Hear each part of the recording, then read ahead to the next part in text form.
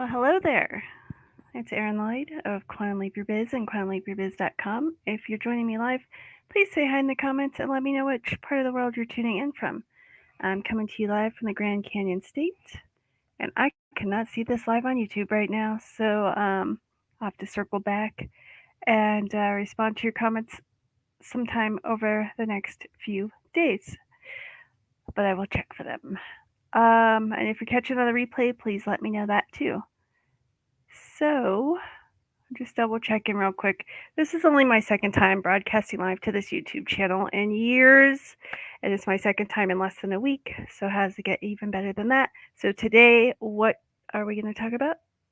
Well, it should be there on the screen on the title, but as I cannot see it, I'm going to hope that it's showing it to you. Sometimes these live show the titles I type in, and sometimes they don't. So, basically, why aren't I there yet, right? And you know, this came up again earlier when I was facilitating a session, and this comes up all the time. It's why a lot of my posts are about it. It's why a lot of what I offer is about this. Because blog posts going back over years and such. My blog is not live right now because when I transfer websites, it ate a bunch of my media. So it's got the copy, but no images or graphics. Ain't nobody got time to be messing with that. So if you go to quantumleapyourbiz.com, feel free to, if you're looking to become a client magnet or to attract your dream peeps, whether that's students, members, attendees for your gigs or your events, clients, customers, patients, if you're a medical provider, listeners, readers, sure, why not? Buyers, what have you. Readers, did we mention readers yet? Readers too. So, yeah. And I'm ADD if you're new to me, so just engage your suspend disbelief button like you would for a sci-fi or fantasy flick and just go with the flow, yo. Just go with the flow. I invite you with me on this journey. Okay. So here's what we're going to talk about.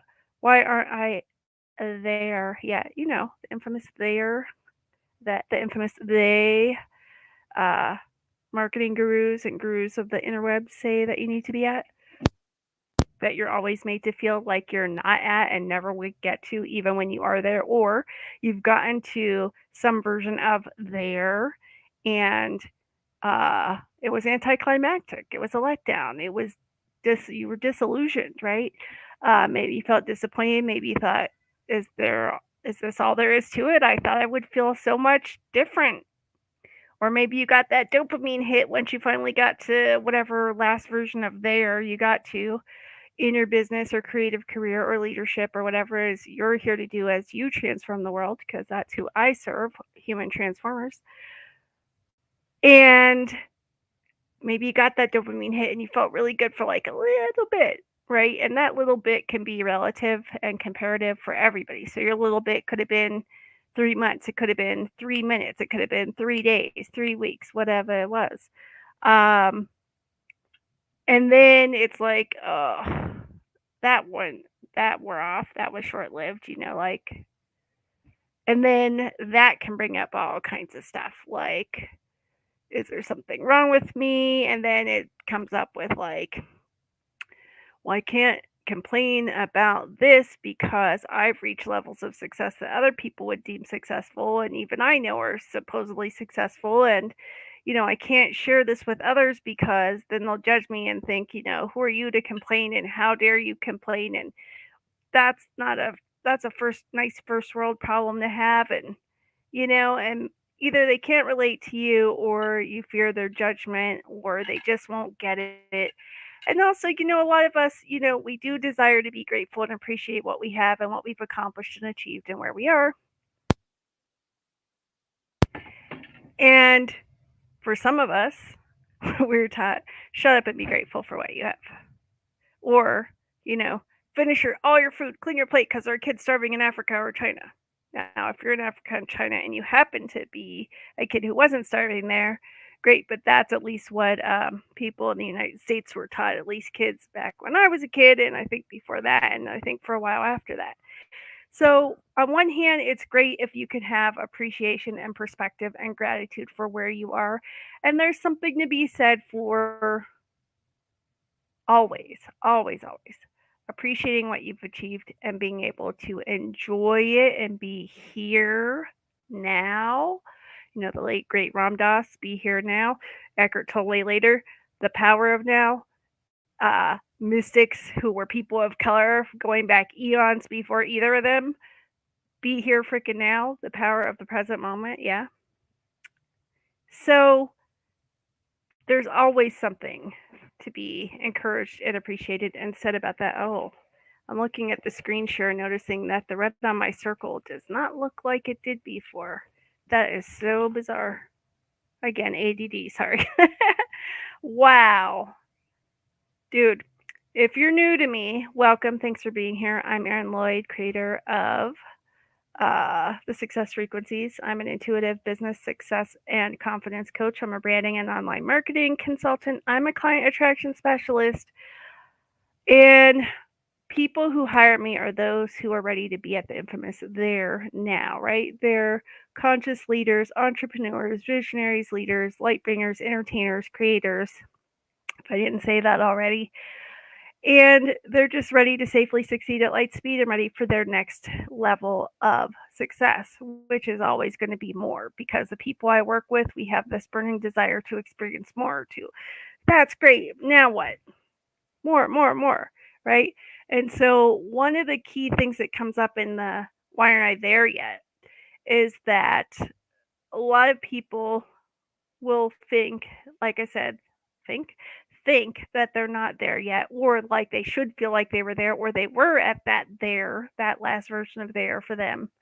And like I said, it's anticlimactic or disappointing, or they just can't seem to get there. Like no matter how close they get there, keeps going further in the future and moving up forward. The goalposts seem to keep getting moved. Like, let me know where you are in the comments, or feel free to DM me on Facebook under Erin Lloyd. Lloyd has two L's, one of them is silent, at least the way we say it in America.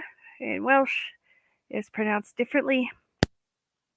Um, yeah, so do you relate so far to, yeah, I've been at certain levels of there and it was short lived, or it was anticlimactic, or it felt disillusioned, or it was just like, yeah, that's great. And now what? What's next? What's next? What's next?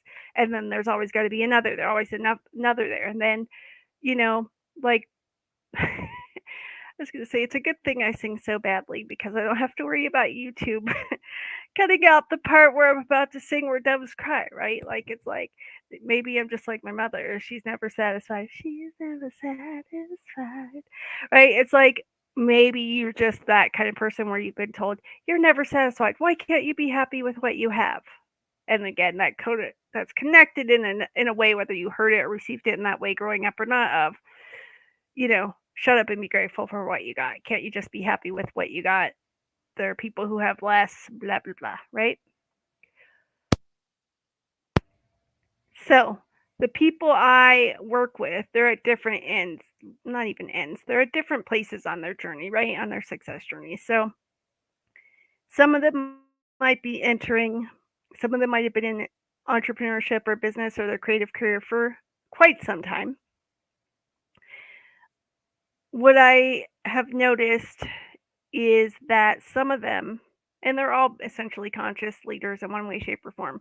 What I've noticed is that with one sort of group, but not really officially, a sort of unofficial group, is clients where they were successful in other careers or businesses, yet now they've chosen to follow their calling and venture off on their own, like, say, starting a new business or a new endeavor or something. And, you know, there are a lot of unknowns, right? And these are overachievers, these are high performers we're talking about. And, you know, what I've noticed is a lot of them tend to struggle. Like, well, I was really successful in this other business, or this previous business, or this previous venture, or this previous career. And I always achieve what I set my mind to, and blah, blah, blah. And yet, notice them struggling with, you know, answering the calling that they're currently really choosing to follow through with. And if you pair that up with the "Why aren't I there yet?"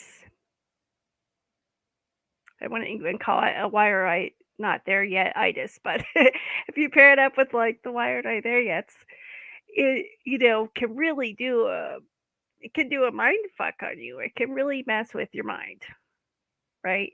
Especially if you're an overachiever and a go-getter and you accomplish everything you set out to accomplish before because you're smart enough, right? And you're capable.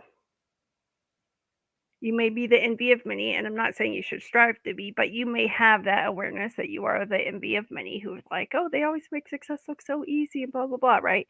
That may be the role you're used to playing. And so now you may find yourself in this newer venture, even if you've been in it for a handful of years or more, going, yeah, but I still, excuse me if I'm sniffling, I can't always get to the mute on time, and my allergies are kicking my butt right now. And the kind of allergy medicine I got drives me out, but it doesn't de-stuff me. So I do my best not to sniffle in your ear. So if you hear clicking, it's my mute switch. I've tried different headsets, but the last few have all made this stupid clicking sound. So apologies if you hear that. So where were we in this babble? Yes, the "Why aren't I not there yet?" Especially for the group of leaders and entrepreneurs and creators who have been experienced previous success in other fields, ventures, careers, businesses, and yet now we're on a current calling, stepping it out bigger and larger than they ever have before, and feeling like they're not there yet, and all the mind effing that can bring up. Because you're good enough, you're smart enough, and yet, which, ugh, darn that friend. I have a former friend who used to say "and yet," and I was like, "It's not and yet, it's just yet." And then it's one of those things like an earworm with a song that you hate, but it gets in there and you can't freaking stop singing it. So now I find myself saying "and yet," when really I just want to say "yet." But I digress. This is my want, my silliness, and my ADD.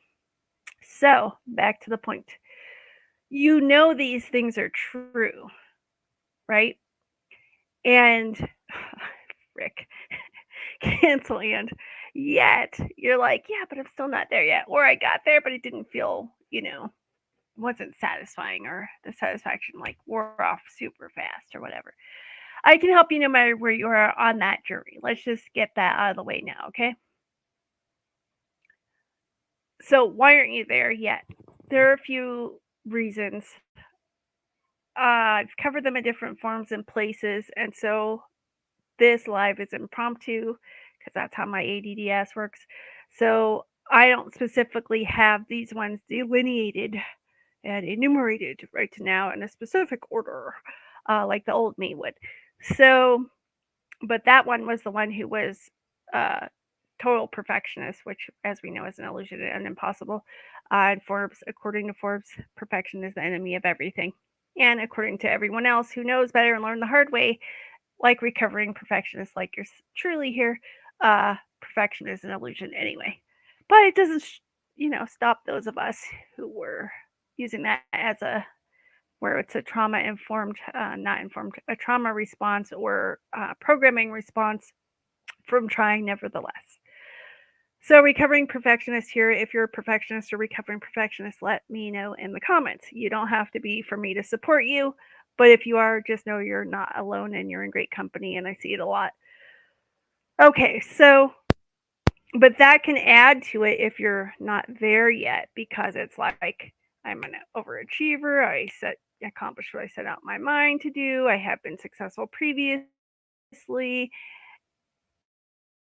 and I do things and I do them right and blah blah blah blah blah. And that can make it this not there yet thing even feel even worse for you. Because again, it can do that mind job on you where it can bring up all kinds of doubt and like, well, maybe I'll never get there, or maybe that's for other people or not for me, or maybe my family and friends were right when they said that's too risky. You should stay in your lane and do what you're great at. And why would you risk going blah blah blah? Well, if you know the definitions of entrepreneur, you know that all iterations of the definitions for that word have some form of risk taker in it. So, not risk taker in that you're like going to jump off of a cliff and what's it called when you have those snowsuits with the wings built in and you paraglide with the wings from the suit, like base jumping like that, but what's the name of the suit? Whatever. Hopefully you know what I'm on about. And if not, that's okay. But I don't mean that kind of risk taker, like a dopamine addict risk taker. Um, I don't mean that kind of risk taker, but I mean like, within reason, but you've been successful before. So it doesn't seem like too much of a risk to do this. And yet, when all the doubt comes up because you're not there yet, then you get all the mind stuff that comes up with it. And with that is often, why didn't I listen to my friends and family? They told me they're going to say, you should have listened. You shouldn't have done that. You shouldn't have risked that. We told you it was too risky. We told you to stay in your lane. Now, hopefully, that's not been the case for you. And hopefully, you have very supportive friends and family. And they may even have more faith in you than you do if you don't consider yourself to be at the infamous there yet, or if you've gotten to your last version of there, but we're disappointed by it and now are ready for your next version. But it seems like you're noticing a pattern like, yeah, but I'm always ready for there. I'm always ready for there. I'm always ready for my next level. It may be just maybe you're one of these rad people who take pride in always having a next level and a next level and a next level just to accomplish it, just to challenge yourself and achieve, right? Again, we talked about overachievers. Here's the thing, and I've shared about this in the past, but if you're new to me or my channel or never caught me live before or seen those old posts, no worries. But I don't want to reinvent the wheel and recover everything. And since I babbled enough and have my ADD flared up enough, I want to try to breathe and focus so I can zoom and zero in here. So, one reason you're not at the infamous there yet, or always craving a new there, a next there, gotta be at the next there, isn't just because you like to be challenged and overcome. It's going, okay, well, which part of you is driving? Which part of you has decided what and where the next there is for you? Because a big reason I see that with my peeps of why they're not at the infamous next there yet is because the there they're using as a marker, as a milepost, is not actually even true for them. They're using somebody else's, like the aforementioned internet, they groups of the interwebs or society or the collective consciousnesses or your friends or families or other people's version of what there should be for you. Now, anytime there's a should, there's judgment. And anytime judgment is involved, it will lock your energy in place and make it harder instead of easier. It will make it slower and harder instead of easier and faster for you to succeed and achieve. Now, if you get off on overcoming, or let's back up, if your small self gets off on overcoming and it's addicted to that, oh, Aaron, my small self would never be addicted to that. I just love a good challenge. Okay. I will refrain from saying me thinks that's protest too much. Um, and nothing's wrong with loving a good challenge and overcoming challenges, right? Especially when you are so potent, so powerful, so fast, so gifted, so capable that stuff is so easy for you naturally, even if it hasn't been or doesn't seem like it is for others, that you need to keep yourself challenged so you don't get what? Do I hear anybody saying bored? Hmm? Hmm? Very common. You're not alone. So I hear you if you were thinking that, and I get it. And I'm here to tell you that what if you didn't have to keep recreating challenge patterns to overcome using survival mode in order to grow and expand and experience um, just thriving on all levels, including with your business or creative career or whatever it is you're called to do to transform the world right now. Because if we look at, okay, well, if I'm not there yet, even though I'm smart enough and I'm good enough and I'm capable enough and I'm doing the things, right? And I've been successful before, there has got to be one or more reason, right? And so one of the top reasons I see that my peeps struggle with or why they're not at the infamous there yet or their next there yet is because that next there isn't even true for you. It's something they bought like, oh, this should be my next there to overcome or to hit as a target or to aim for or achieve and do and conquer and blah blah blah. And it was never even true for them. Their small self was driving, and small self, which is comprised of your logical mind, your ego, and your programming, bought or made up from society or other people, or the infamous they, that your there should look like or be like this, or that. But small self was driving. And when small self is driving, you cannot be thriving. Sure, you can achieve, you can conquer, you can accomplish, but either the dopamine hits will be short lived or that'll be all there is to it. There won't be anything really truly fulfilling about it, and it just won't be sustainable. And so it will be looking for its next hit, its next challenge to overcome, its next thing to conquer and achieve and do. And so when we look at which part of you is driving this constant need for achieving and hitting there next and there next and there next and there next or there next, you got to stop and look at, could she be right? Could my small self have been driving unconsciously in the background, buying these versions of quote unquote there, and that was never actually true for me, and I never really bothered to engage my being. Remember, the late great Dr. Dyer used to say, "You're a human being, not a human doing."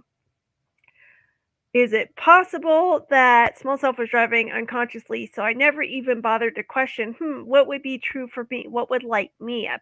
What would enthuse me? What would be thrilling and delightful? Well, let's cancel thrilling because thrilling's more of a temporary ego hit and that dopamine hit. What would feel really fulfilling and true for me and my body through this business or this creative career or this leadership or this next book or this podcast or whatever it is you're offering of yourself and called to offer to transform the world. Because again, I'm here for the human transformers, right? I'm all about helping you to create and generate and have a conscious and prosperous business or creative career you love as you transform the world like you came here to do and spiral on up and ease on down the road with the bad singing and all. Sorry, not sorry. So, part of my mission here is to get more hands into more money and more hands. Let me get more hands into you. Let me get more money into your hands. I want to get more money into the hands of the conscious peeps.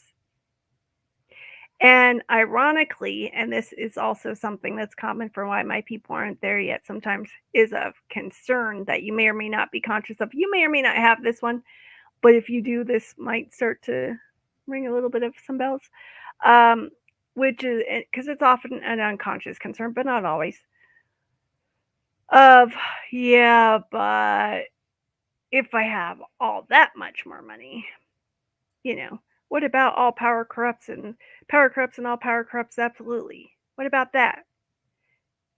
What if I have that much that I don't need? Then I could become corrupt and evil and manipulative and all greedy and selfish and all these things I don't want to be. And if you have ever felt like that, you're definitely not alone. Now, that may not be your concern, but again, I work with people at different places on their journey. And since this is a one to potentially many conversation, I can talk to you, but I'm also, you know, I have to be more general here versus if we were working and playing together one on one, everything's customized in that experience. So you have things that are personalized for you and your body and your business or creative career and your desires. But for now, I have to speak more generally.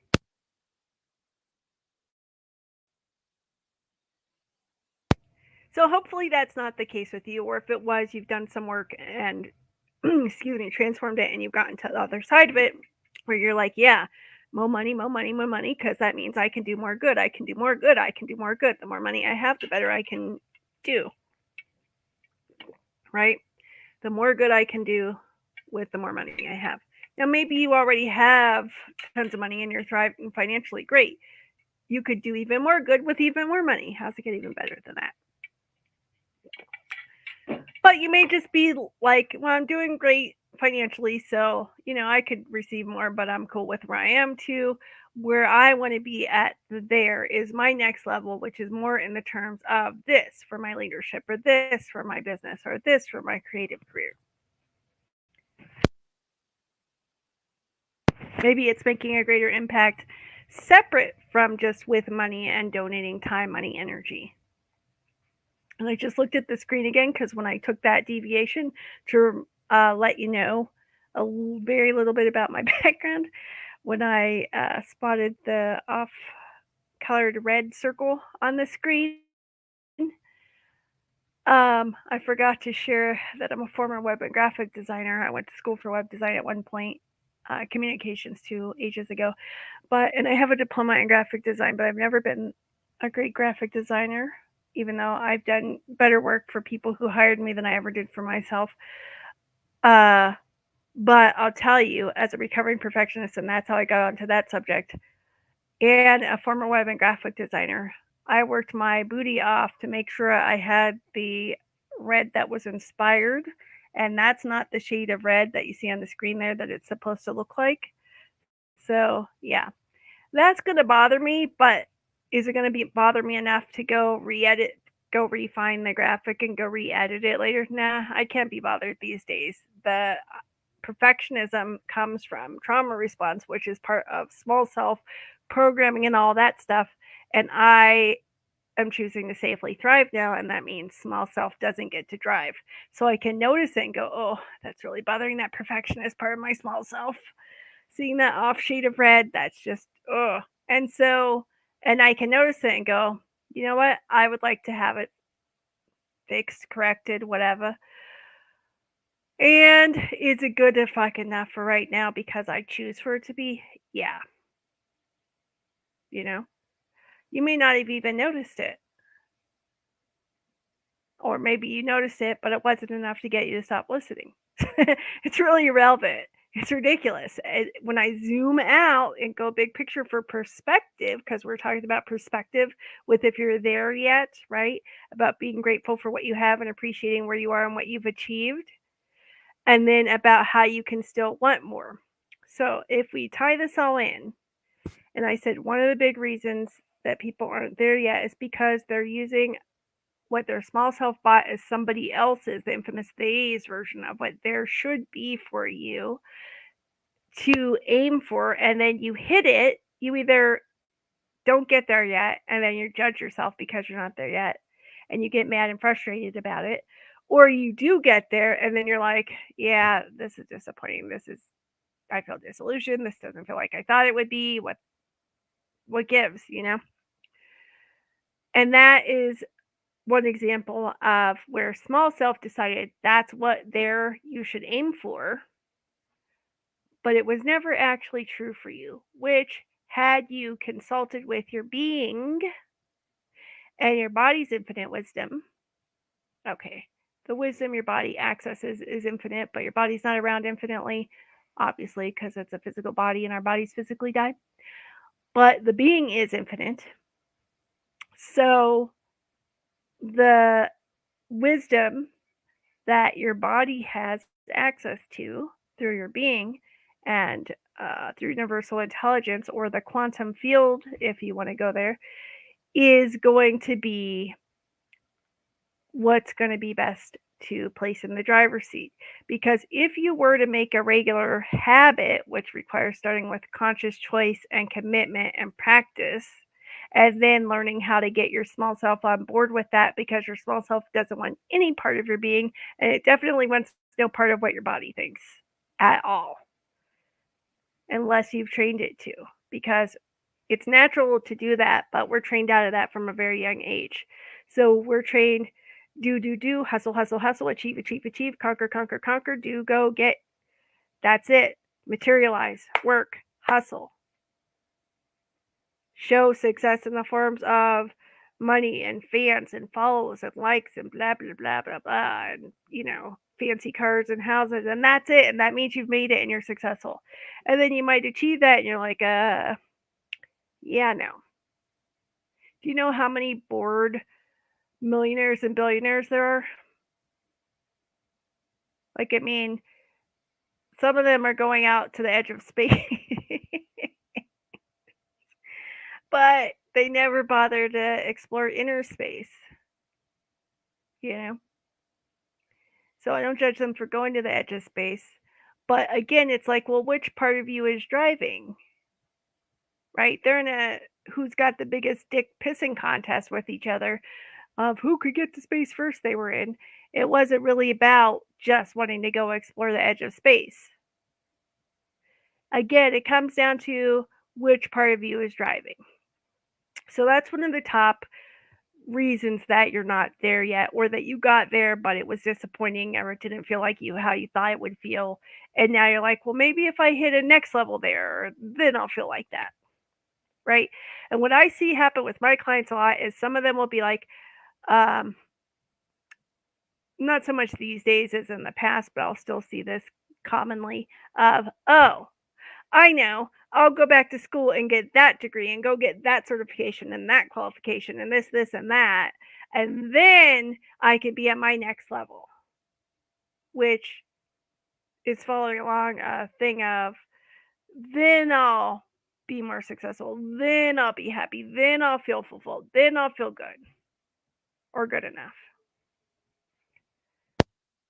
Let me know uh, what, if anything, is uh, connecting, resonating with you in the comments, if you can relate to any of this or not. So, if the same thing, you might be going, well, Erin, I'm not there yet.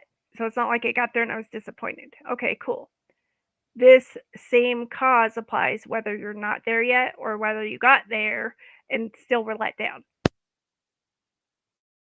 And again, it's if your small self is driving and it bought other people's definition of what your version of there should be as true for you, even though it wasn't true for you, which you would have known had you consulted your body and your being, but you didn't because you didn't know better, or your small self wouldn't let you do the programming. And so you've been chasing after a goal, a there, that's not even true for you.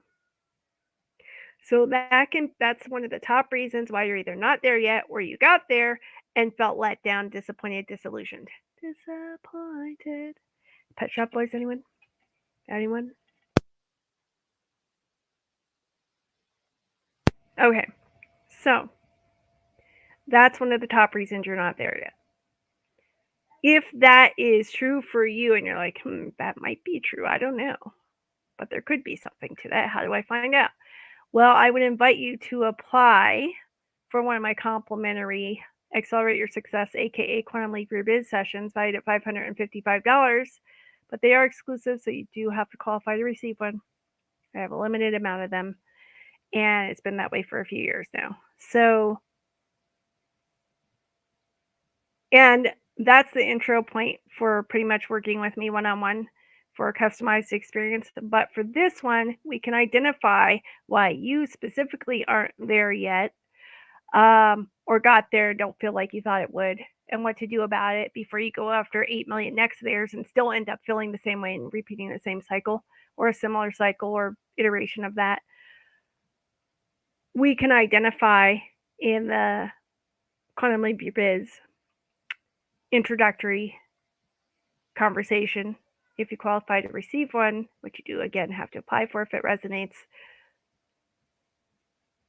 You can find the link below in the description after this or in the comments later, or you can see it on the screen at the bottom of the graphic and scrolling. If you're like, yeah, I want to apply now, I would not recommend you apply while you're listening to this, though. If you're drawn to apply, I recommend that you set aside, schedule if you have to, like 15 to 25 minutes ish, and treat it like it's an important business or work meeting. And, you know, schedule that private time for yourself. Connect with your body, connect with your breath, have your feet on the ground floor or earth. Get really present with the application form and answer it as truthfully as you can. Really ponder each question and make sure that whatever you choose as the answer is true in that moment for you. Because the application has had the experience, that's maybe not the right word. What I've heard feedback of from people over the years is that just completing the application when they were fully present with it and answered truthfully and really took the time to be present with it, it helped to activate, elevate, and accelerate them. And I am a quantum success activator, elevator, and accelerator. So there you go. And after I had it intentionally, consciously designed it specifically to do that when I first, because I've it. I often say as you evolve, so does your business, and vice versa. So that application in and of itself has gone through various evolutions and iterations over the years. But at that point, when I first heard this years ago from somebody who became a client, and then from a couple other people who became clients, I hadn't yet consciously designed the application in that iteration to do that specific thing until I started receiving feedback that it was having that effect. That's the word I was looking for, effect.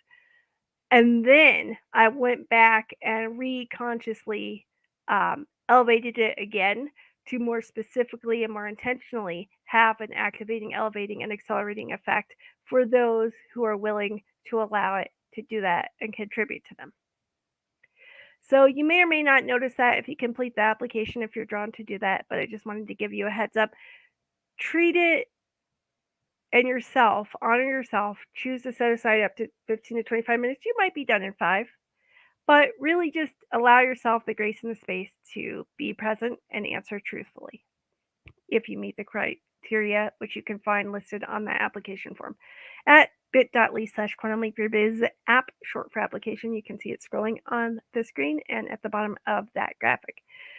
So I offer different levels of support for one-on-one clients. However, for this issue of why am I not there yet, we can usually find out, not even usually, we can find out in the introductory session if you apply and receive one, why you're not at your version of there yet. And then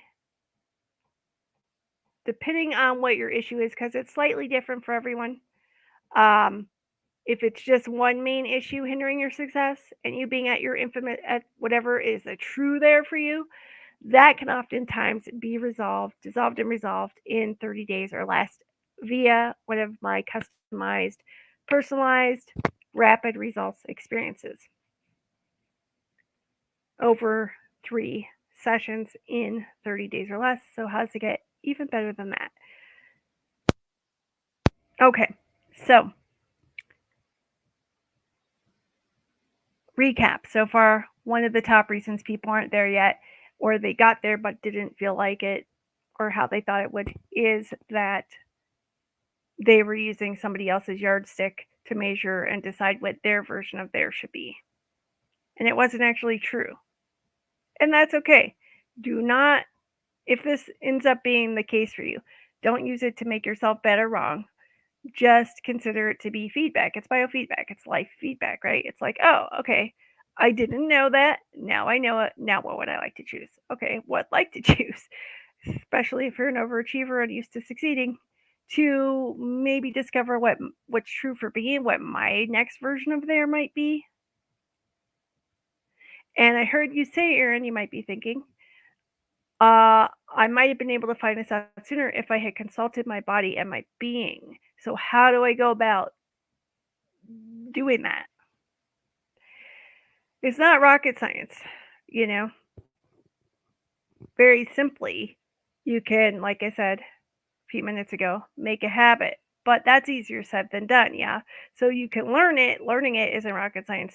Applying it is also not rocket science. But, it's like any new habit, it can take some time. Recently, and you may already know this, but so if you don't know, I'm a certified rapid results coach. I'm also a certified healing facilitator. I'm also an ordained minister for going back for like 20 some years, but I'm not religious. Um, and that's neither here nor there, really. Anyway, so that's in addition to being an intuitive business coach, a branding and online marketing consultant, and a client attraction specialist who facilitates my dream peeps, which again are those conscious leaders, visionaries, entrepreneurs, entertainers, and creators who are here to transform the world like they came here to do and are choosing to safely succeed at light speed and create and have and generate that conscious and prosperous business they love so they can transform the world like they came here to do as they spiral on up and ease on down the road. And I help you do it without the burnout, without selling out, without losing your soul. And this is a biggie for those who are ready to be there now, sooner rather than later, is without the fear of your continued success costing you who and or what you value the most. Like, I don't know, your sanity, your time, your energy, your health. That's a big one. Take it from somebody who's burned out repeatedly so you don't have to. Holistic wellness coach here too. And with help you do all this with greater ease, joy, freedom, flow, fulfillment, and fun faster than you ever thought possible. So if that sounds good to you, I invite you to go visit the application form. You can, if you're ready now, pause this or stop it and go apply now, or set aside some time later. But again, please honor yourself and create that sacred space of up to 25 minutes to really be present with the application when you go to complete it and just answer truthfully. Again, you do have to apply. There are criteria that are listed on the application form. One of them is you have to believe Black Lives Matter. So if you don't, bye bye. You're not welcome here. Okay, so next reason that you may not be there yet, or maybe you got there, but it just was disappointing or unfulfilling or unsustainable. I mentioned earlier that most of my peeps are constantly desiring more and greater. Okay. But again, this comes down to being able to discern which part of you is driving that. Okay. Is it a small self, more, conquer, conquer, conquer, do, achieve, achieve, achieve. So I'm not bored, or because they say so, or because I have to do it and prove so that I'm worthy, so that I finally feel good enough, so that I finally feel like it's enough and I'm enough, so that, so such and such will approve of me finally, or love me, or I'll finally feel like the success that other people think I am. And let's breathe.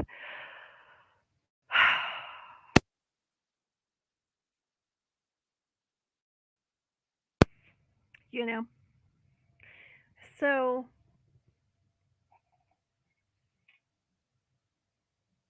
if it's small self driving that need to achieve and to do and to conquer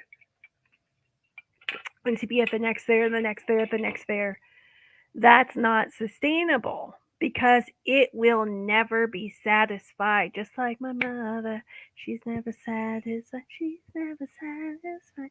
Like we sang earlier. I know. Aaron, please stop singing. We get it. But we got to connect the dots and go back to this point because it's a big one, right?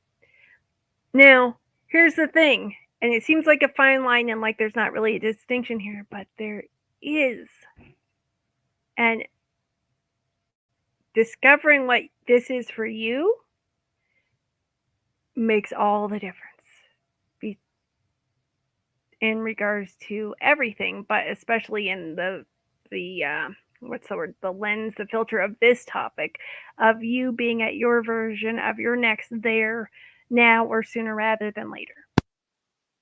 So the distinction is this.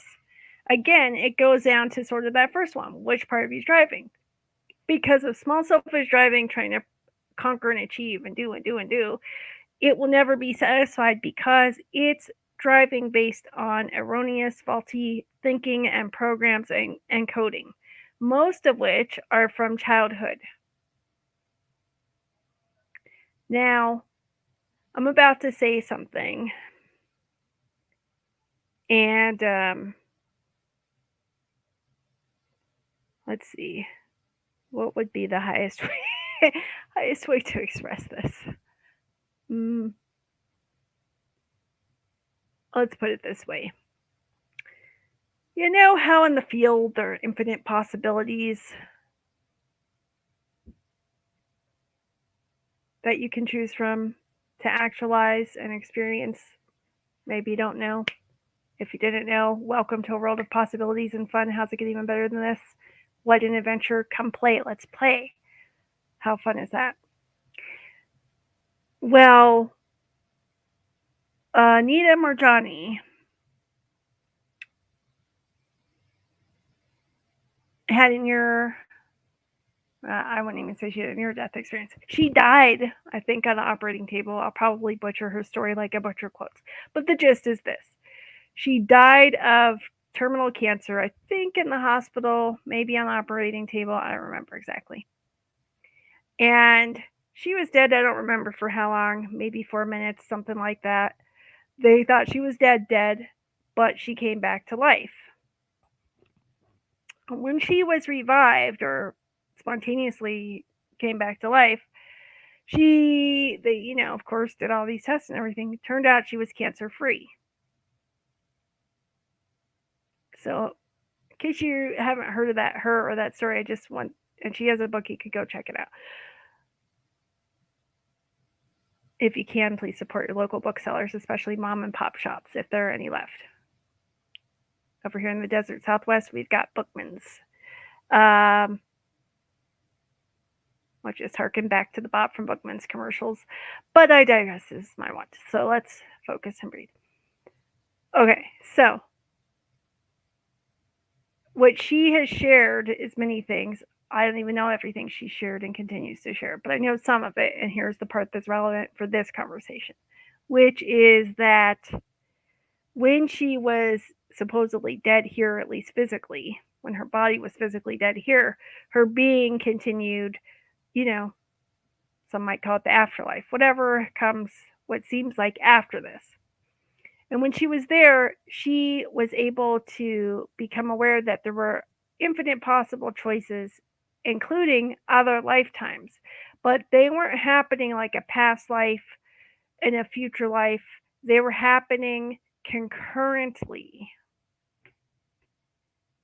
as in at the same time, as in simultaneously. Because in the quantum field, it's always now. It's always now in the quantum. So, where some people believe in past lives, whether you want to call it a past life or you don't believe in it, but you're aware that some people believe in them, even if you don't, whether you think it's true or bullshit or whatever, her experience while she was in that period where her body was physically dead and she was in between then and coming back where she was revived cancer free is that other possibilities were infinite and existed all around her, but that other lives were happening concurrently with this one. So, what I'm about to say is, what was I about to say? It had to do with past lives. What I see with my clients a lot, some of it, most of it, initiates is rooted in this life's childhood. Whether or not you have experienced what you would deem to be trauma, whether it was little t trauma, medium T trauma, or capital T trauma. Okay? It doesn't always have to be seemingly traumatic at all. It can be, but it doesn't have to be that. The roots are usually in childhood of this lifetime. However, I would be lying and doing a huge disservice and dishonoring of myself and my clients and you potentially if I didn't honestly share that sometimes there's stuff coming from other places that is limiting your ability to be there now. Even a true there for you now versus society's version and using somebody else's yardstick. So, reason one you weren't there yet now is your small self was using somebody else's yardstick of what there should be for you that actually wasn't true for you. Okay. Another reason that's very common that I've seen that my people aren't there yet is that there's stuff from childhood going on. Whether or not you remember it, whether or not you're conscious of it, whether or not it seemed traumatic, whether or not you even remember it, whether or not it's little t, middle T, or capital T trauma, medium T, whatever, you know what I'm saying. uh, whether it was traumatic or not, it's usually rooted in childhood of this lifetime. However, yes, there are cases when stuff comes up seemingly that's definitely yours or happened to you that's contributing to or causing why you're not there yet now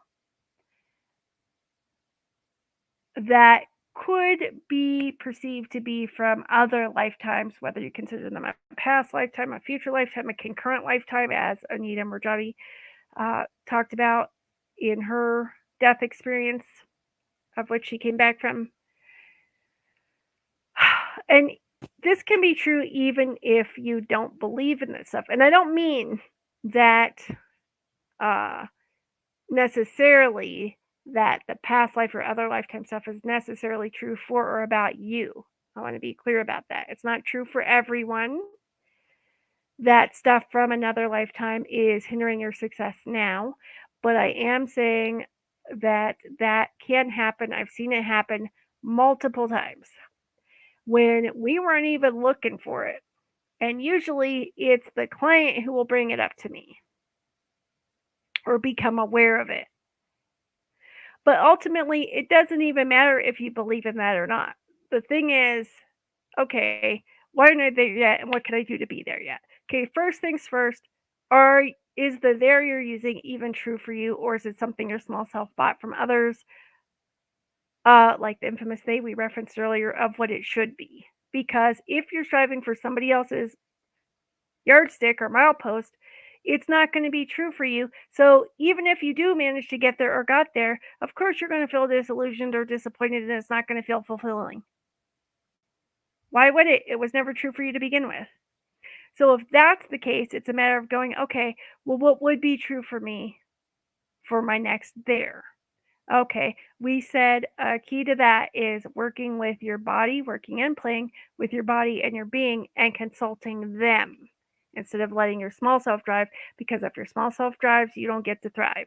So, in order for you to truly thrive, you've got to put your being and your body's wisdom into the driver's seat. And this requires making it a habit because, like I said, for most of us, we were trained out of that. And the last thing your small self, especially your ego, wants to do is defer to anything or anyone else, especially your body or your being. It doesn't want to even acknowledge that they have any value or exist, let alone listen to them or let them drive. Hell no. Yet, that's one of the main keys if that was what was going on for you. Can I support you in doing that? Sure. Okay, so next we talked about why you're not there yet. Let's say that it is a true there for you. Like, oh, but Erin, I picked this there for me, and it feels true for me, and it feels like it's my being and my body's wisdom and consciousness who are driving this desire to be at this version of there, and I either got there and still felt disillusioned or disappointed, or we're off real quick, and so I'm at my next level of there or desiring that, but it never seems ending, or I can't seem to get there, even though I've been successful in other careers or businesses. Very common. Very, very common. Again, you're in great company. You are not alone. That's the good news. The sad news is that, um, that this happens to so many of us because, again, it starts doing that mind job on you. And because, again, you're smart enough. You're capable of succeeding. You have a track record of it, at least according to others. Whether or not you ever felt as successful as they thought you were is another story, right? And so you quote unquote should, but remember what we said about should, be able to do that, but your small self will think, yeah, but I should be able to do this. I'm an achiever, damn it, and I'm like, do what I say I'm gonna do, and blah blah blah blah blah. Why aren't I there yet? Why can't I get there? So, let's say it is a true desire for you, whether or not other people agree with it, but you're still struggling to get there, and you're feeling frustrated, and you're just like mad about it, right? If that's the case, it's usually rooted in something from your childhood in this lifetime. But occasionally, yes, there can be other contributing factors like potentially contributions from experiences in other lifetimes. And when you think about it like from the quantum realm of infinite possibilities, it's like, oh, well, what if what Anita experienced wasn't just some delusion she had when she was dead, technically dead according to the hospital for 4 minutes or however long it was? But what if that's actually true, especially when it jives with quantum physics and infinite possibilities? It makes sense when you look at it from that perspective that, oh, there could be infinite lifetimes and they could actually be concurrent. That's interesting, whether you're religious or not. Um, just an interesting possibility to entertain. You don't have to buy it as true. It may not be true for you. Okay. But I'm inviting you again to temporarily suspend that disbelief button and just play with me here. Entertain me, humor me, if you will. So, what I see most commonly is one, it wasn't a true there for you. So, you're never going to feel fulfilled or uh, achieve it, or you'll achieve it, but just it won't feel like you think it should or wanted it to. Two, it is a true there for you, a true desire for you from your being and body's point of view, not from your small self's point of view. However, you've got stuff from this childhood, one or more things from this life's childhood that are hindering your success and keeping you from being there now, or keeping that version of there that was true for you from feeling sustainable or feeling fulfilling or lasting more than a little bit. So, if we go back to a related distinction from earlier, where I said the people I work with do always desire to create greater and experience more. We're basically explorers, right? We're space cadets. So, if you're always desiring more, again, it comes down to, well, which part of you is? Because it can be true for you and your being that, like the universe, you are continually expanding and evolving consciously as well as just spiritually, right? And energetically. Now, as far as your small self, it has its own agenda of which it is always trying to achieve, conquer, conquer, conquer, do, like we said earlier. And so it's which energy is driving it. Because we said if your small self is driving, you can't be thriving, right? So, okay, Erin, what if I get it so my small self is either on board or not sabotaging me or putting the kibosh on, and I do have my being and my body's wisdom in the driver's seat, and my desire is pure, it's true for me, it's aligned for me. I know it's true. I know this version of there is true for me at this time. Cool. And then maybe you hit there and you still desire to create more and greater. That is okay, but again, we want to make sure that you are able to be in the present moment, here and now, appreciating what you've achieved and accomplished, feeling proud of yourself, and being able to celebrate yourself and your victories. You're getting there or being there, okay? And really be able to enjoy them before there's a gotta create more, gotta create more, gotta create more, because that's usually a sign that it's small self driving versus greater self. Some might call it higher self. I know I used to call it higher self driving. because when your greater self is driving, your being is driving, it will just be a natural unfolding and desire to continue exploring and expanding, but it will feel fun and enthusiastic and light and free, and it will just, mwah, chef's kiss. It's just beautiful energy. But when it's small self driving, there's this control aspect to it, right? And there's often a proving or a not good enough, or once I get there, then I'll feel blank. Once I achieve this, then I'll feel that, right? So when being is driving, you won't feel that. It'll be like, oh, okay, this feels wonderful. Yeah, let me enjoy this. Let me celebrate this. Let me savor this. Let me truly experience this with all my five senses and my physical body and my being and just all parts of me. And enjoy this and ride this wave. And as the wave eventually gets to its end and you get to the shore, right? It's like, oh, that was fun. Cool. Now, what would I like to choose? Body, hey, being, hey, business, or creative career, or leadership, whatever it is for you. That was wonderful. May I have some more, please? What would we like to create next and generate next? What would be that great and or even better to experience next? That would be even more expansive, that will light us up and feel so good and allow us to continue to serve and transform the world like we came here to do, that benefits not just us and our family or friends or whatever, but like, humanity and the planet as a whole, with the greatest of ease and joy and flow. Just breathe that in. Can you perceive and notice the difference there of like, yeah, that was so rad. I want to go get. It's like if you've ever been on a water slide or some kind of fun ride in an amusement park, you're like, oh man, that was so great. Let's go again. And each time you go on it, it's a slightly different experience. Sometimes it's a majorly different experience, right? Yeah, kind of like sex, Sometimes it's like, oh, that was, let's go again. And each time it's going to be a different experience. Two orgasms are alike, right?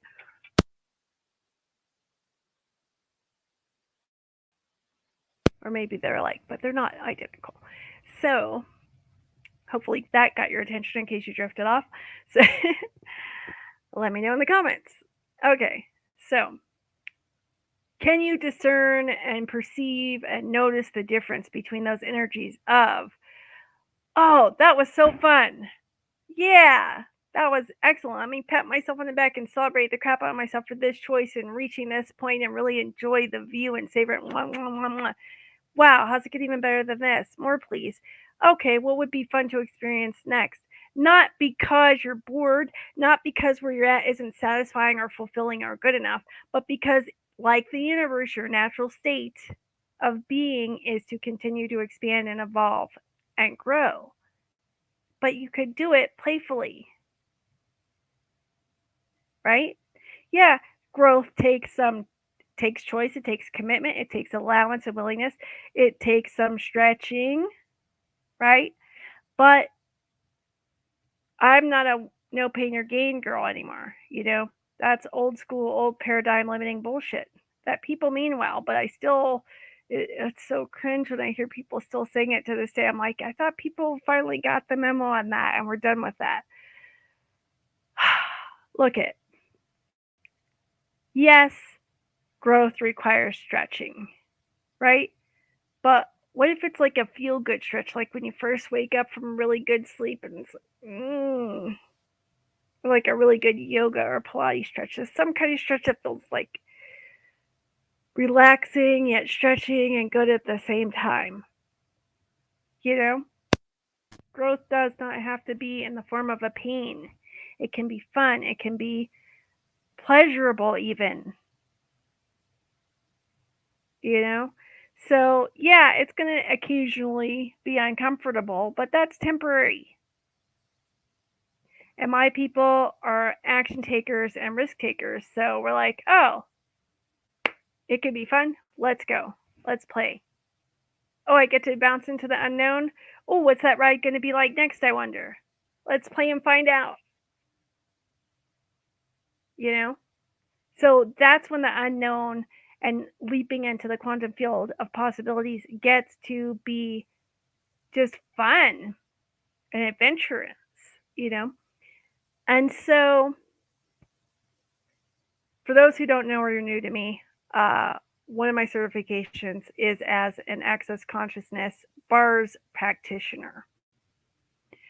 And the Access bars, so basically, I work with one-on-one clients worldwide, but the Access bars is a hands-on experience.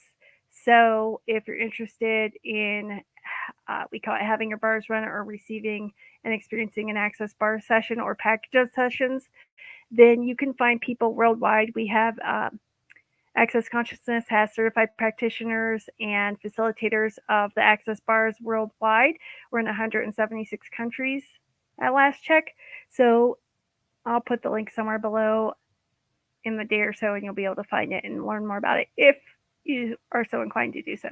But basically, I mention it now when I wasn't planning to, because it's this hands-on technique where basically 32 different points on your head are lightly touched and held, and it can last anywhere from 75 to 90-ish minutes, having a bar session, and it's done fully clothed, and you just kick off your shoes, you lay there, and you relax and receive. And within 90 minutes, you'll either feel at worst like you had a relaxing massage, even though no massage was done, and you were fully clothed, or your whole life could change. And so Access bars is being used in wellness centers, in businesses and corporations, in mental health facilities more and more, in schools with expecting parents, including pregnant people. Did I mention with kids yet? It can even be done on a newborn. It's that gentle. With people who are in prisons, athletes, peak performers, entrepreneurs. I particularly like the application of bars for safely succeeding at light speed and continuing your success. I will also say, because I'd be remiss not to, even though it's a different subject, I will tie in the dots here that it is May at the time of this recording, and it is Mental Health Awareness Month. And so many bars practitioners and facilitators are offering discounted or free taster sessions of having your bars run, as we call it.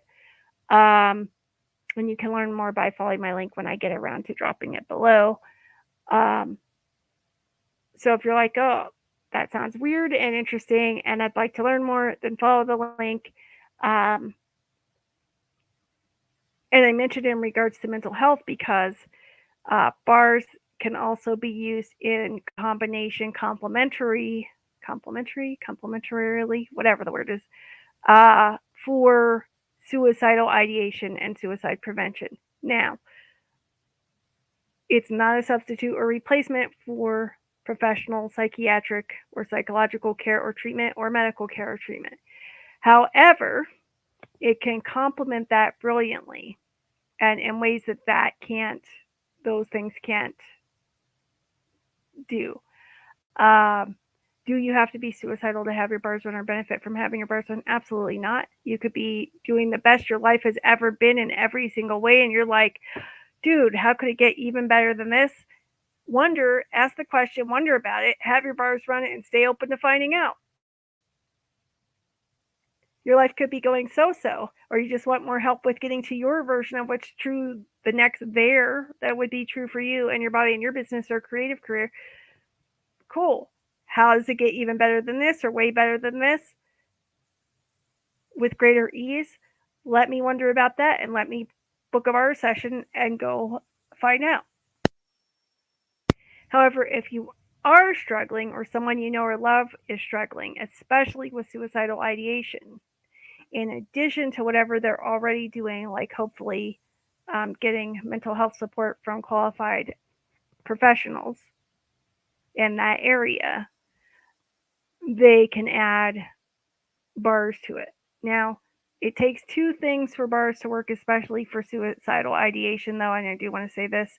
one, their willingness and choice, and two, it works best if it's somebody who really does desire to stick around and live, but just can't see any other possibilities for how they could turn things around and their life could, you know, be worth living, right?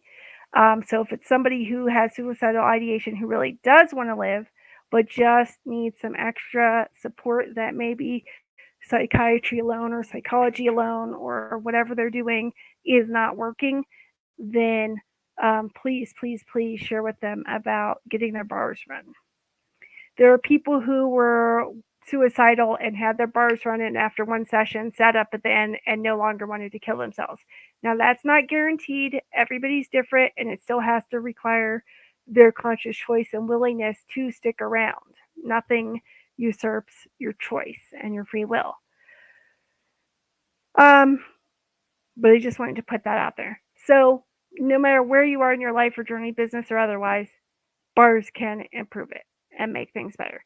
Um, so do you have to be struggling for bars to benefit from having your bars? Absolutely not.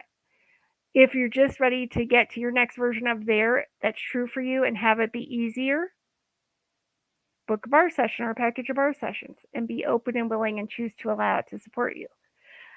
Each bar session is different, even if you go to the same facilitator or practitioner each time. But there are some things in common that usually you'll feel greater ease and peace and more relaxed after each bar session. It's also great for sleep issues, um, pain relief, stress, mental chatter and clutter. It can be helpful with trauma healing and PTSD. It's a great complement to that stuff. So I highly encourage you to experience having your bars run at least once, even if it's not with me. Again, it's a hands-on healing thing, so unless you want to fly me out to where you are, um, or come fly to where I am and experience bar session or packages of sessions, or you're interested in me supporting you with quantum leaping your biz and safely succeeding at light speed and being there now sooner rather than later, in say an in-person VIP immersion experience, uh, the first step is always to complete my application form, bit.ly/quantum leap your biz app. It's scrolling on the bottom of the screen now. So, but if that's not feasible for either of us, feel free. Check out the link once I put it below for bars, and see if you can, who you can find near you in your part of the world and go get your bars run there. So if it's like, hey, things are going well, but they could be better, I wonder how, or I'd like some more support in letting that be done easier and quicker, cool, get your bars run. Want regular, a new, because a lot of my people are peak performers, a new hack. I don't usually refer to them as hacks, but a new body hack, a new performance hack. Get your bars run. It's the creative edge of consciousness, yo. It's the latest.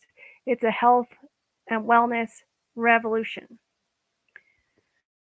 So, if you're going to be in Southern Arizona and you'd like me to run your bars and you're interested in booking a session or a package of sessions with me, you can message me, Erin, ERIN, at quantumleapyourbiz.com. But I got to let you know, I don't always see emails there. The quickest, easiest way to reach me is my Quantum Leap Your Biz with Erin Instagram or my Erin Lloyd Facebook account.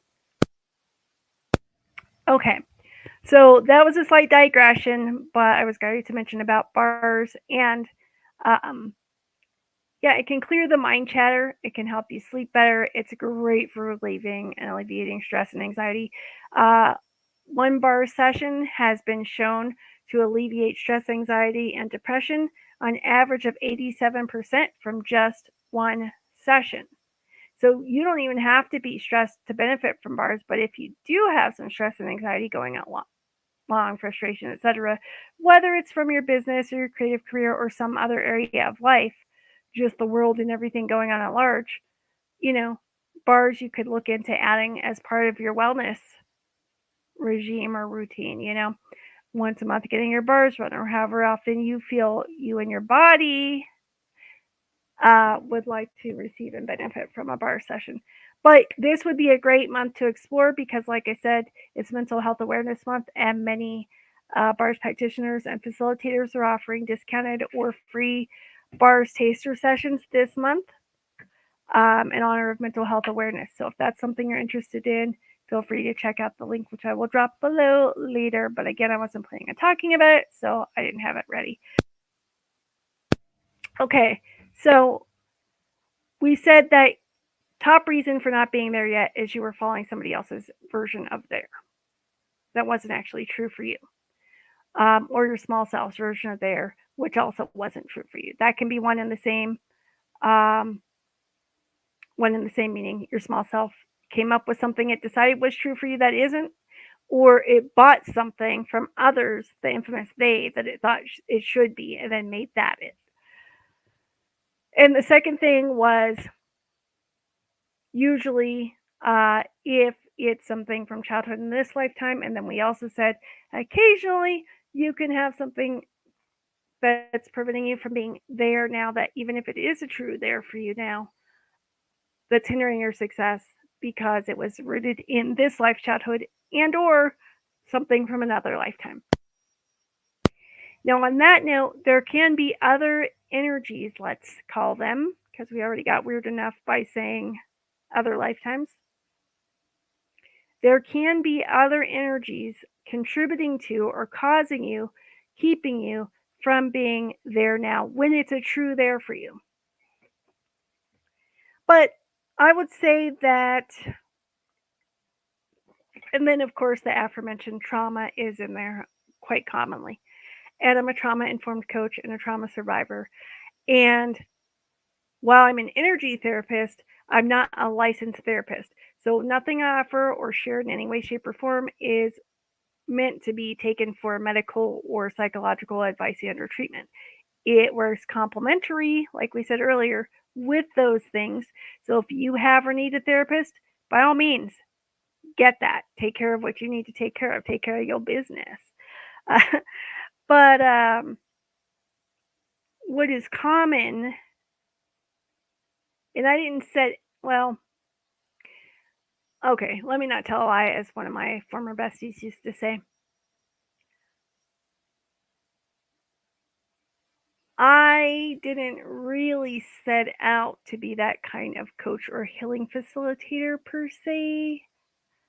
At the time, I thought if I chose to woman up and work up the courage to get the training to become a certified coach versus just a natural born coach, that I would go into holistic wellness coaching because that's a love of mine and passion of mine. I've been studying holistic health, healing, and wellness for decades. That's what I thought it would be in. And even though I had been doing web and graphic design, consulting on marketing online for my clients and branding and client attraction, which naturally evolved into the call that I resisted answering forever of business coaching. I still incorporate a holistic approach. In fact, it's one of the reasons that my clients get such excellent results and that they're rapid results. It's not just because I'm a certified rapid results coach, it's because I use a proven holistic approach. Why? Because it's comprehensive and it's effective, right? Because, for instance, let's take mindset coaching. A mindset coach, first of all, I know many mindset coaches, they're wonderful. I love them. And they have a great role that they play. But do I feel that it's comprehensive or effective as enough for most people, like the kind of clients I support and facilitate? No, absolutely not. It can play a role, and you can have more than one coach. And if one of them is a mindset coach who you love and is benefiting you, keep on keeping on. Absolutely. Mindset is a key piece. So it has a lot of my respect for that. It's not that anything's bad or wrong with mindset coaching or you doing mindset work on your own or with somebody. It's that it's not enough. It's just one piece of the inner game of success and the overall success puzzle. Excuse me. or game, if you will. So if you were to take, okay, well, why am I not there yet?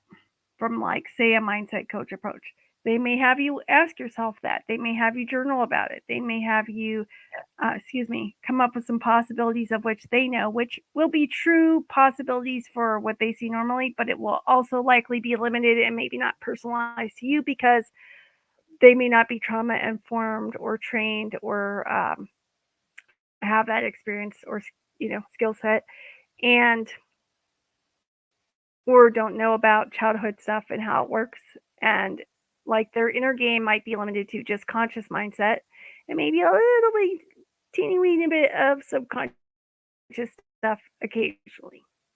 And so they may have you ponder it, come up with some reasons in your own then, um, and then they may give you some prompts for your journaling or some affirmations that you can say and write. And they might, and this is one way they're really helpful in my opinion, is give you a different way of viewing the situation, of reframing it. So where we mentioned early in this training that sometimes you can get a mind F going on because you've been successful before in other ventures and careers or businesses or whatever, but now you're struggling and frustrated by why am I not there yet? So they can help you to shift the way you view things in a way that's more accurate. And so if you think of like Byron Katie's The Work and asking those 4 basic questions like, well, is this even true? You know, things of that nature. And so they're fabulous at that. And that alone can be helpful, absolutely 100%. However, it's just quicker and easier and faster in my experience if the full picture is included. It's like, let's say, okay, tomorrow's Cinco de Mayo. Let's say that you want to have Mexican food for Cinco de Mayo, whether you're Mexican or not, tomorrow. Oh, and today's May the 4th. May the 4th be with you. So let's say it's Cinco de Mayo tomorrow and you want to enjoy a delicious Mexican meal. Okay. For me, my favorite Mexican food is tacos. All right. So I'm trying to think of a good example as far as a side dish. I can't. Do I love beans and rice? I mean, not particularly. I don't, but I know lots of people who do. So let's say that your favorite Mexican meal is tacos or enchiladas or something, and you love it, but you like to have it with the beans and rice and whatever other side dishes, you know, float your boat. And that whole meal together really helps you enjoy and savor that Mexican meal experience, whether it's at a restaurant or takeout or you made it yourself. Okay, now let's say that you love the main part of the meal, say tacos or the enchiladas, but you really prefer it when it's the whole meal with the side dishes, like the beans and rice and stuff. But let's say that you get it and you get the side dishes, which you enjoy, but you don't have the tacos with it or the enchiladas with it, or vice versa. You get the main dish, but you don't get the side dishes that go with it. So, like, you really enjoy the main dish, but you just feel like something's missing or it wasn't as satisfying as it could be because it wasn't the complete meal. Or to do a bad pun, it wasn't the whole enchilada, so to speak. So it's like, yeah, that was good. I'm grateful. And I would have liked more. So if we circle back to earlier about that always wanting more, and that's sometimes like, well, I got to the there, but it wasn't satisfying. And in that case, if you're in that group, we said that again, it's still about which part of you is driving, because if it's the small self driving, it will never be satisfied no matter how much you achieve and no matter how much more, no matter how many there's you get to. Okay. We also said there was a distinction because your being still loves to expand and explore and evolve and grow, just like the universe, because it is part of the universe at the quantum level. Everything's all one vibrating field of conscious energy. Einstein said every molecule has consciousness. Can I get a what in the comments? All right, so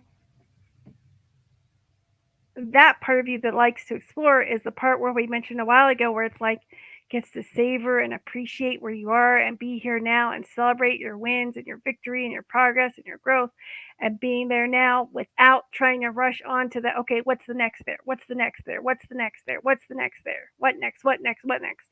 That it's like riding the wave, and then when you get there, like, oh, that was fun. Now what? Can we try again? What could make that even more fun or even better? And we said that's a natural unfolding, a natural evolution. There's no force, there's no control in that. It's just natural evolving, and it feels enthusiastic and joyful and light and free and fun and really good, even pleasurable. Not because where you're at isn't good enough, not because it's not satisfying, not because you still don't feel like how you thought it would feel, because it does feel wonderful. You're enjoying the heck out of it. And after a certain amount of time, and you will know because it will be different each time, your body and your being will let you know, okay, cool, that was fun. Now what we like to choose to experience next. Not out of a small self urging because where you were wasn't good enough still, but because you're just ready for that next thing naturally.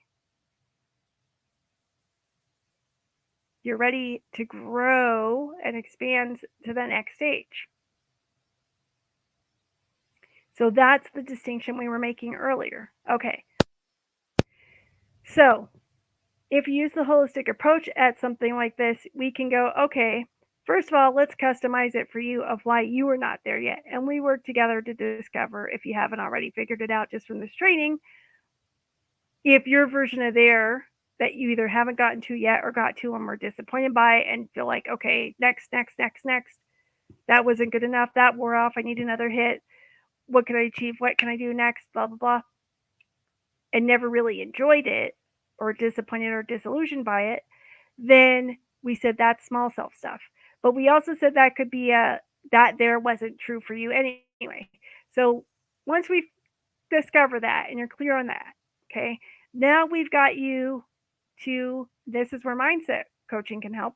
You can tune in and use journal prompts and ponder and meditate and reflect and take some time to just allow yourself to explore.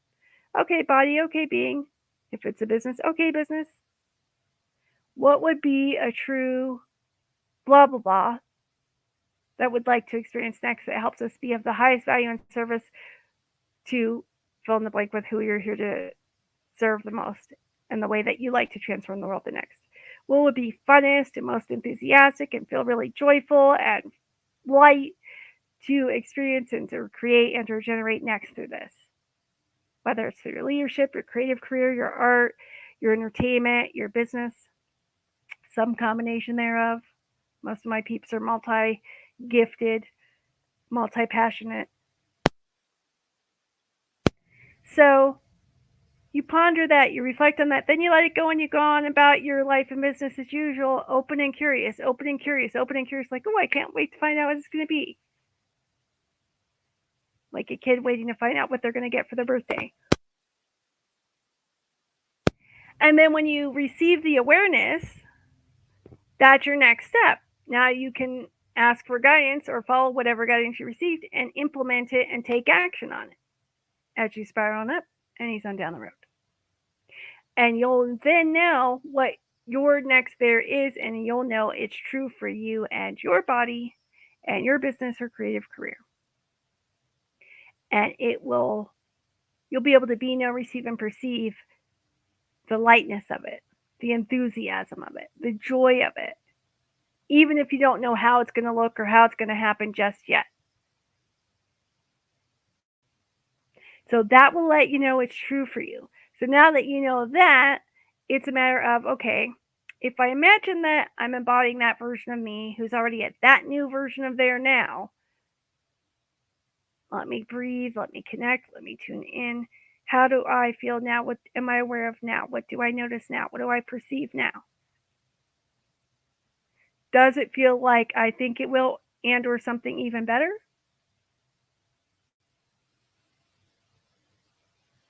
Is it like, oh, I get to ride this wave for a while? Wow.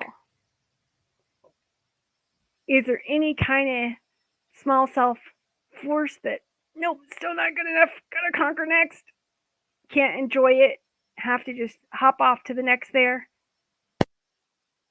Or does it feel just like, oh yeah, let me savor this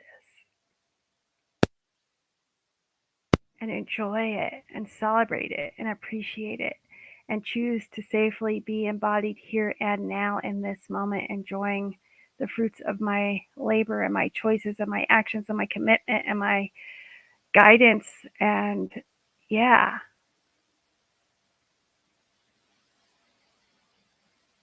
can you perceive the difference of that? And that will also help you gauge if it's true for you. So stuff that's not in alignment with that will start to make itself known. And this is where mindset coaching alone cannot fully support you, because with mindset coaching alone, again, you can get some prompts for journaling, some good ways to view the situation or reframe it, and ways to question what's actually true for you in certain ways, although they don't usually know about body or being, and they're mostly dealing with conscious mind and a little bit of subconscious. But what I support my people to do is to get all parts of your body and being on board with knowing it's safe for you to succeed now, it's safe for you to be and receive now, it's safe for you to create, generate, and or have what you're consciously choosing to um, experience next, so that you don't have any small self-sabotage,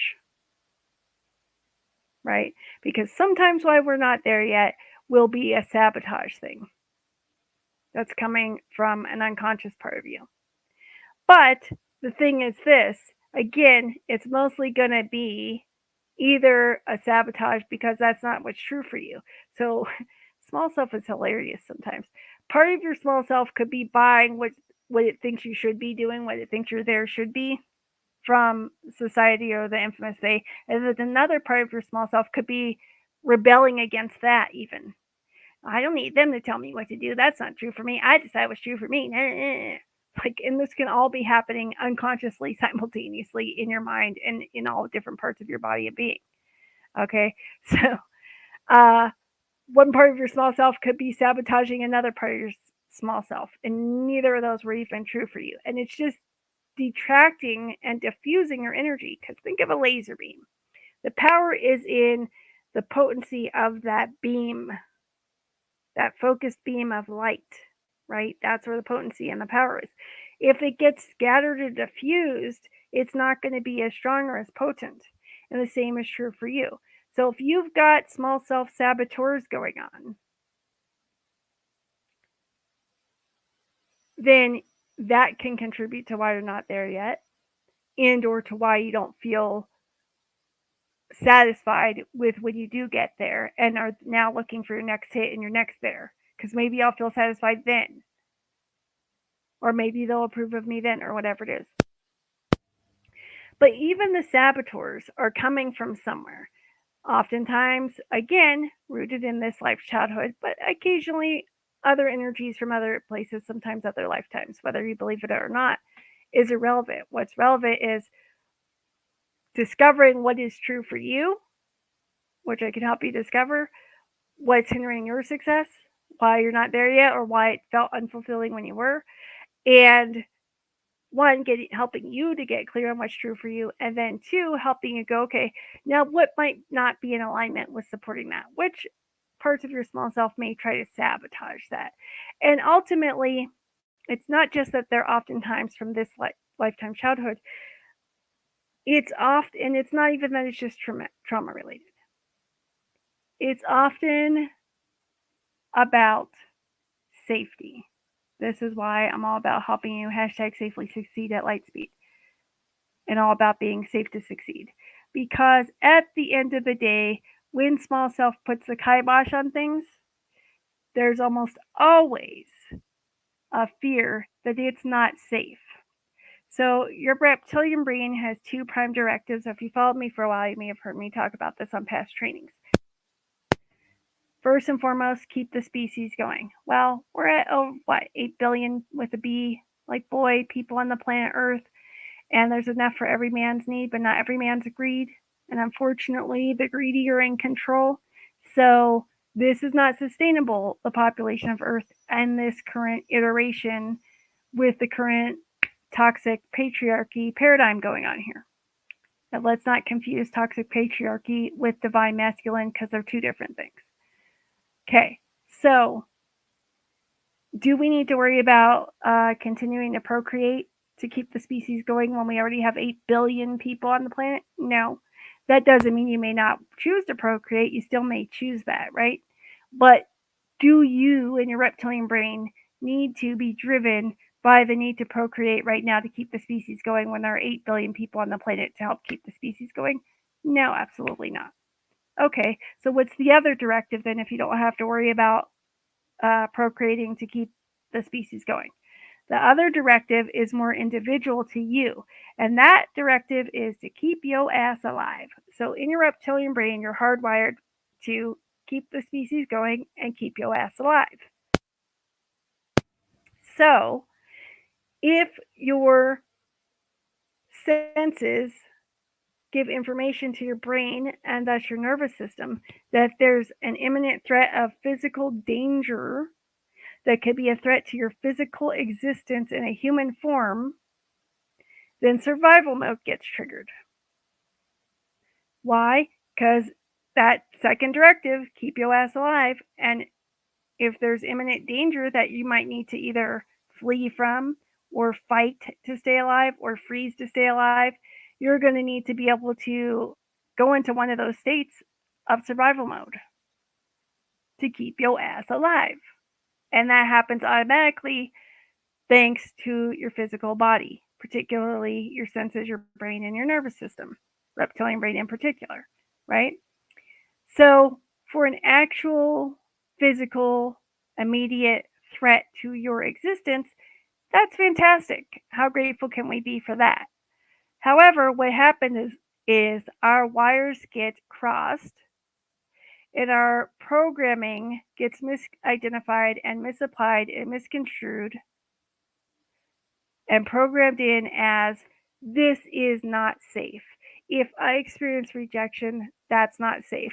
If I experience getting too big for my britches, they'll cut me down like the tall poppy, like they say in Australia. I have a whole training on eliminating your fear of being the tall poppy. If you're interested in that, message me or comment.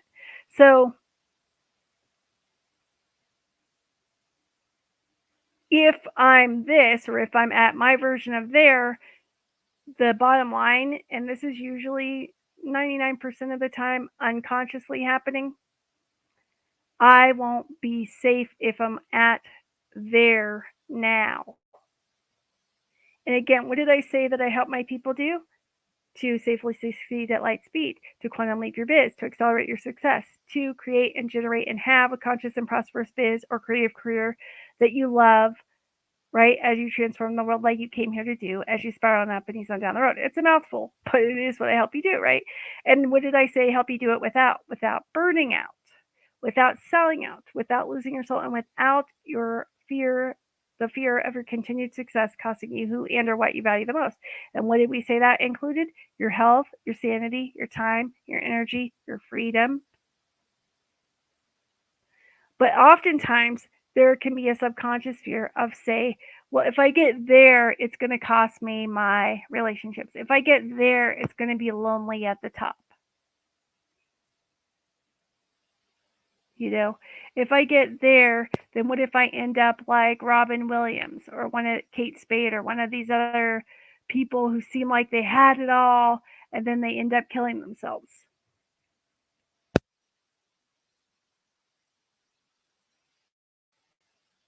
You know what I'm saying?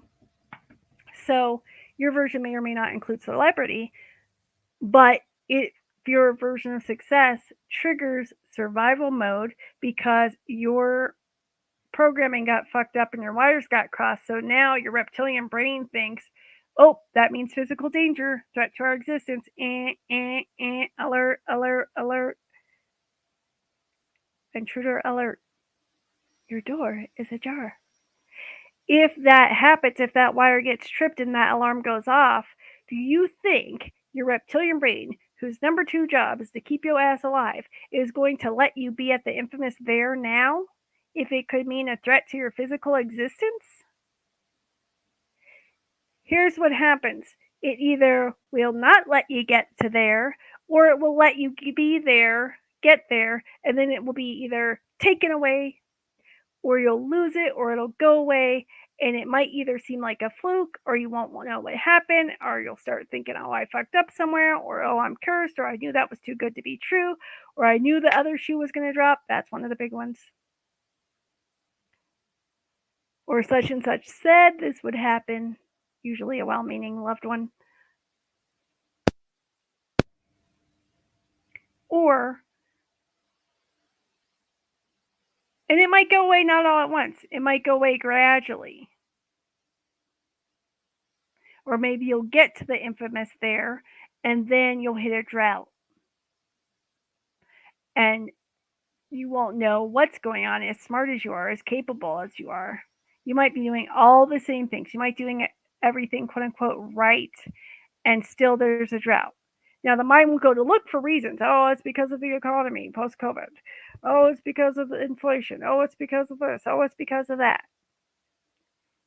Look at on the surface, there could be certain partial truths to those points. But ultimately, here's what I could say with working with clients for 10 years.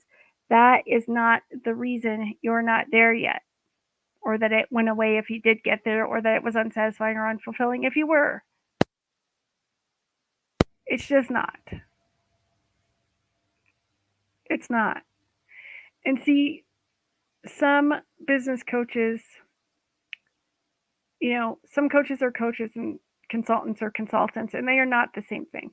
I happen to be a unique combination that offers both because my background and training and skill sets.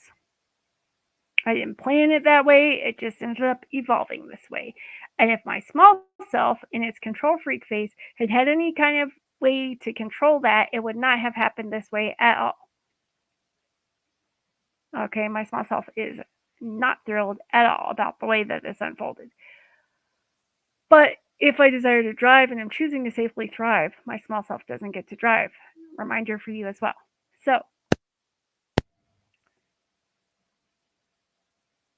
what happens is, I've got an upcoming book and experience about Safe to Succeed, is that, and I've been talking about it off and on for like 3-4 years now, maybe 5 years. I don't know. I can't keep track of time anymore.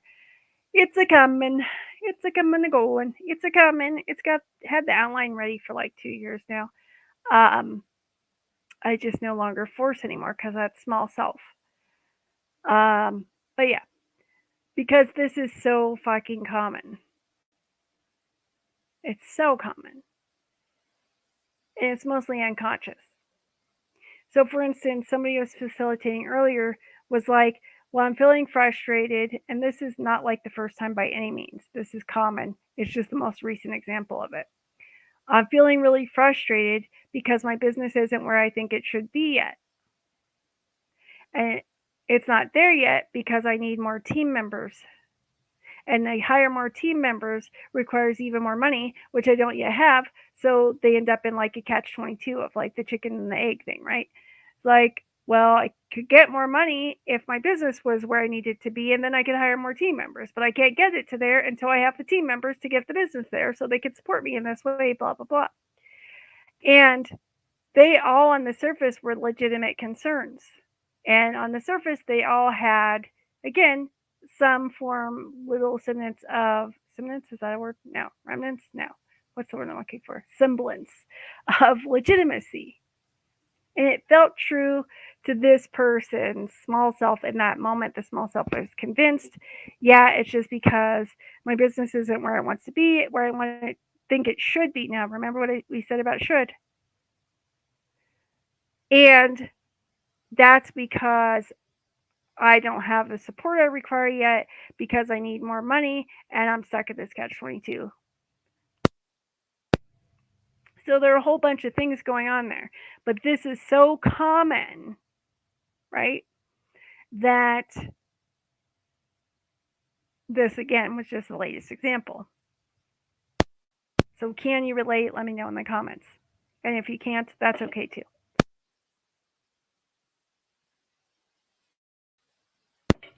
Maybe you do have a team helping you, and you have other reasons that your small self is convinced that you're not there yet, right? Again, it might be the inflation, the economy, post COVID, threat of World War III, blah, blah, right? Could be any number of things. It may not be team member related for you, but go ahead. You can go ahead and do a mindset exercise now. And you can write down, pause it and write it down or type it out like, oh, or voice record it, whatever works for you. Oh, here's why I think I'm not there yet. And then write it until you can't come up with anything else. I don't even care if it's small self and you become aware while you're writing it or typing it or expressing it that it's, oh, that's just what my small self thinks. Cool. Great job noticing it. And keep letting your small self share every single reason it thinks you're not there yet for anyway. Get it all out. Express it. Express yourself. Every last bit of it, express it. So that your small self has the honor of being seen, heard, and acknowledged and gets to express itself. I'm not one of these coaches who vilifies the ego. But I started to mention about consulting and coaching being different for a reason. Because most of why my peeps think they're not there yet, almost entirely when they come to me talking about it, is always going to be like outer game stuff. Oh, it's my marketing. Oh, it's my branding. Oh, it's because I don't have this done or this blah, blah, blah. Or this size list or this blah, blah, blah. That's all what the small self has decided. It's common. It's normal. Nothing's wrong with you thinking that. You're not alone in thinking that either. Acknowledge that. Express it. And why else don't you think you're there yet? Every single thing until you can't come up with anything else and your small self spit everything out it thinks. Express it. But then take a look at it. And that's why I recommend you write it down or type it so you can take a look at it. Because usually 9 times out of 10, and maybe 10 times out of 10, it's going to be outer game things. The economy or this or that or marketing or I need this many more team members or it's going to be outer game stuff. And the reality is the real cause or causes of why you're not there yet or why you got there and were unfulfilled are not what you wrote down. So it's either going to be that the there wasn't true for you and or something that happened rooted in childhood, which you may or may not remember or be aware of or think was any big deal. It could be something that seems like it has nothing to do with this whatsoever.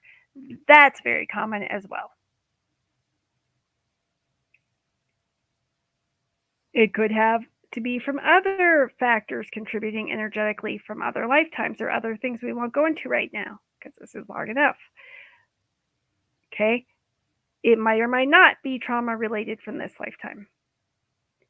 It can be not trauma related from this lifetime and still be rooted in childhood from this lifetime, by the way. And then the next reason that we just covered is safety. The wires get crossed from programming and experiences, and now your reptilian brain mistakenly believes that if you were to experience disappointment or failure or even gasp success or greater success than you already have, especially in this endeavor, in this business or creative career or instance of what you're choosing to do now, despite any past success, that if you experience success or failure or disappointment or whatever it is now, that it won't be safe for you. If you experience rejection now or fall on your face now, it won't be safe. If they laugh at you or try to cut you down, it won't be safe. Or if you hit this peak, you'll be all alone and you don't want to be all alone. So that's also may not seem like it on the surface, also a safety issue. Why? Because how did humans live for most of the time that humans have been around? In tribes, in groups for safety in numbers, right? So it's not just that we like the company of other humans. It's that it was hardwired into us to live in communities, to live in tribes, to be with other people. And there was safety in numbers. So if you're all alone at the top, then is it really worth it?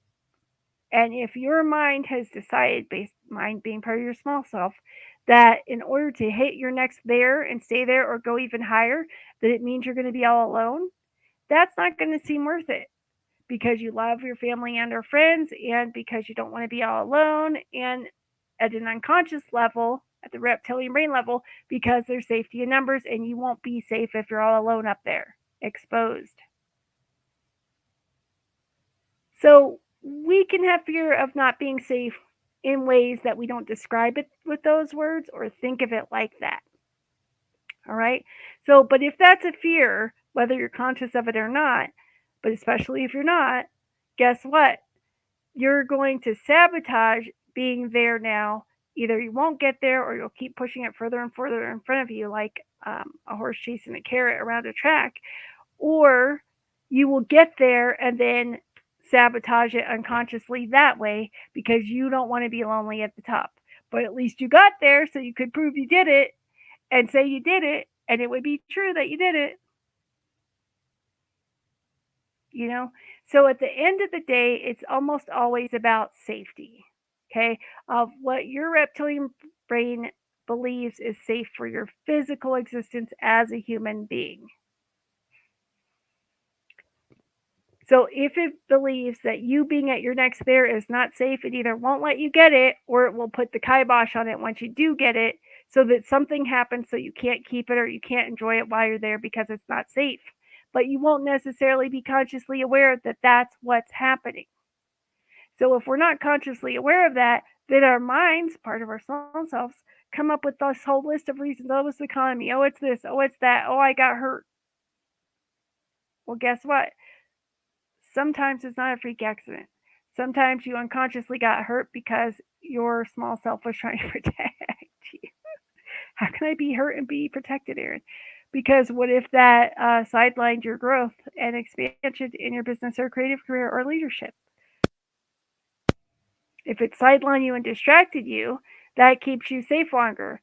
Now, again, if you desire to thrive and are choosing to thrive safely, your small self can't drive because it means well, bless its heart, but it cannot see the forest for the trees. So, if you think of, I said I'm not one of these coaches that views the ego as bad or vilifies it. If you view it as this part of you that means well, but it's just really immature and undeveloped, like an immature little 3-year-old, because of course it's going to be immature because it's 3 years old. You don't give the keys to your vehicle to a toddler to drive.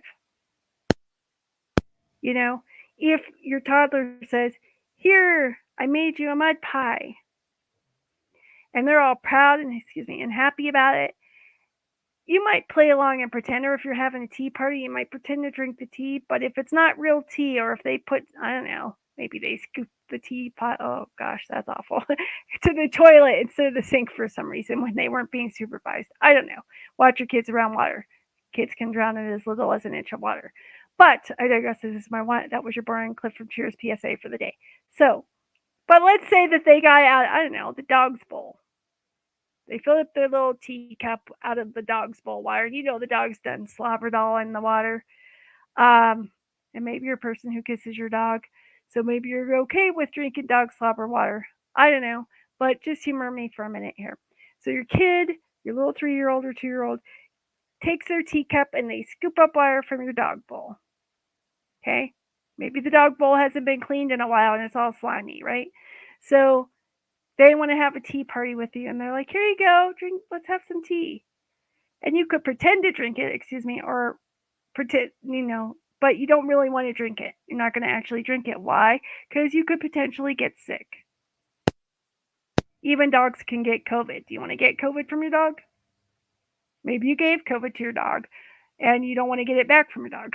So, you can get potentially sick from it. Like you could get sick from eating a mud pie because there could be parasites in that mud. There could be things besides for minerals like heavy metals or germs, not the good kind of germs, but the bad kind. There could be actual poop from animals in that mud. Ever watch Naked and Afraid and see some of that water they're boiling up that like wild animals have just pooped in? The same water everything that's living out there is drinking out of. If you're watching live, thanks for being here. Say hi in the comments. Let me know which part of the world you're tuning in from. So, the point is, they're well-meaning, they're adorable, they mean well, they just want to play with you, right? If it's a toddler wanting to have a tea party or making a mud pie, but you're not actually going to drink it or eat it because you could get sick, but you could pretend and you could play along and you could have some fun, right? Because you love them and you care about them and you want to have fun with them and you definitely don't want to hurt their feelings and make them feel rejected. At the same time, you're going to use common sense and intelligence and not eat the mud pie or drink the dog water or the toilet bowl water just so that you don't upset your small child, right?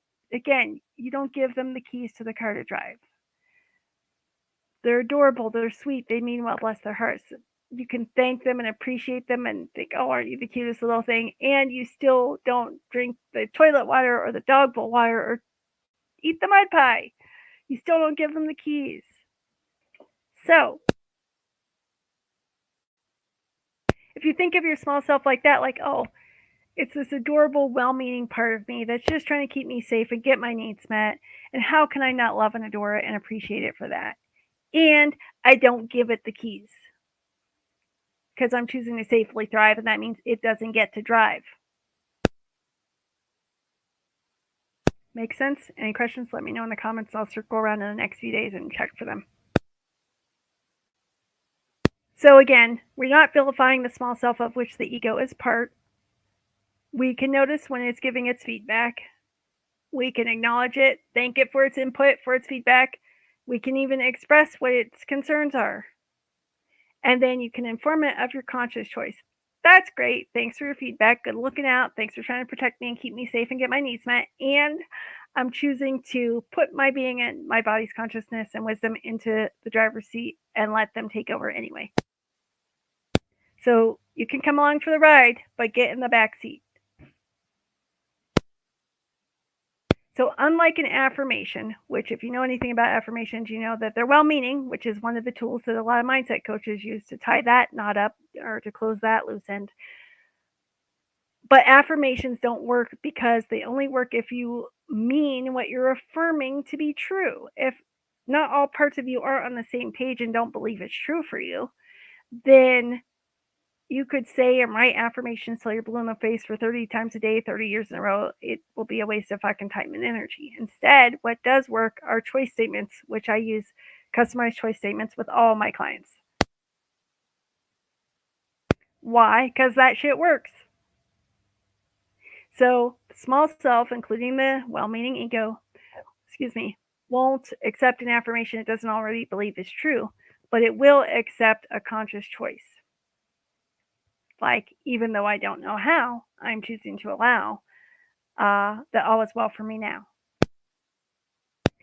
Even though my small self always insists on driving, I'm choosing to put my being and my body's wisdom in the driver's seat anyway. Thanks for looking out, small self. I hear your concerns. I value and appreciate you. And duly noted. Thanks for trying to protect me and keep me safe. And I'm choosing to safely thrive from now on anyway with my being my greater self in the driver's seat. So I'm choosing to put them in the driver's seat. So you can come along, but get your booty in the back seat. Cool? Make sense? Any questions? Let me know in the comments. All right, so to recap, it's either that your version of there wasn't true for you and or it got sabotaged. If it got sabotaged, it's because part of you feels it's a physical threat to your physical existence in a human body, as in it could actually kill you if you get to be there and stay there. And therefore, it will sabotage you to keep you safe and keep your ass alive.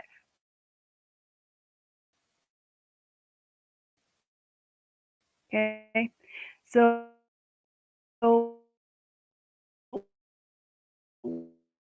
what I do is using the holistic approach, we get all inspired to from your being and consciously choosing to actualize and or something even better is now safe for you to create, generate, and or something even better than your mind could ever even fathom or imagine. Okay? So that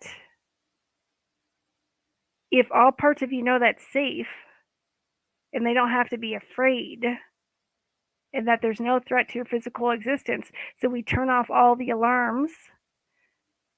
It's okay. It was a false alert, false alarm. We're safe. You don't just say this and have it work, and that's the difference. Again, you can't just affirm it and have it be true. You have to know it's true on all levels. And mindset is not deep enough to get all parts of you on board with knowing it's safe to support your conscious choices. You can consciously choose it, but that doesn't get all parts of you on board with knowing it's safe. It just gets your small self to allow you to make that choice and implement actions for that choice. But it doesn't suddenly turn off the fear. So, what does? Using my proven holistic approach. Any fear, anything not in alignment with knowing that your conscious choices are safe for you, that are inspired for you, then we get those on board using a safe, simple, holistic approach based on my years of training, experience, qualifications, and skills. It only works with your free will, conscious consent. I'm all about being pro choice, so nothing I do works without your conscious consent. But with your willingness, with your conscious consent. And a lot of times, guess what? It's fun when we work and play together. That's why I call it playing too. But sometimes it is temporarily uncomfortable. But my people aren't afraid to be temporarily uncomfortable for the payoff on the other side.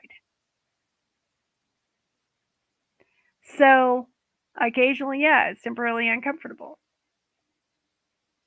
And I support you safely through that in ways where you feel supported, you know.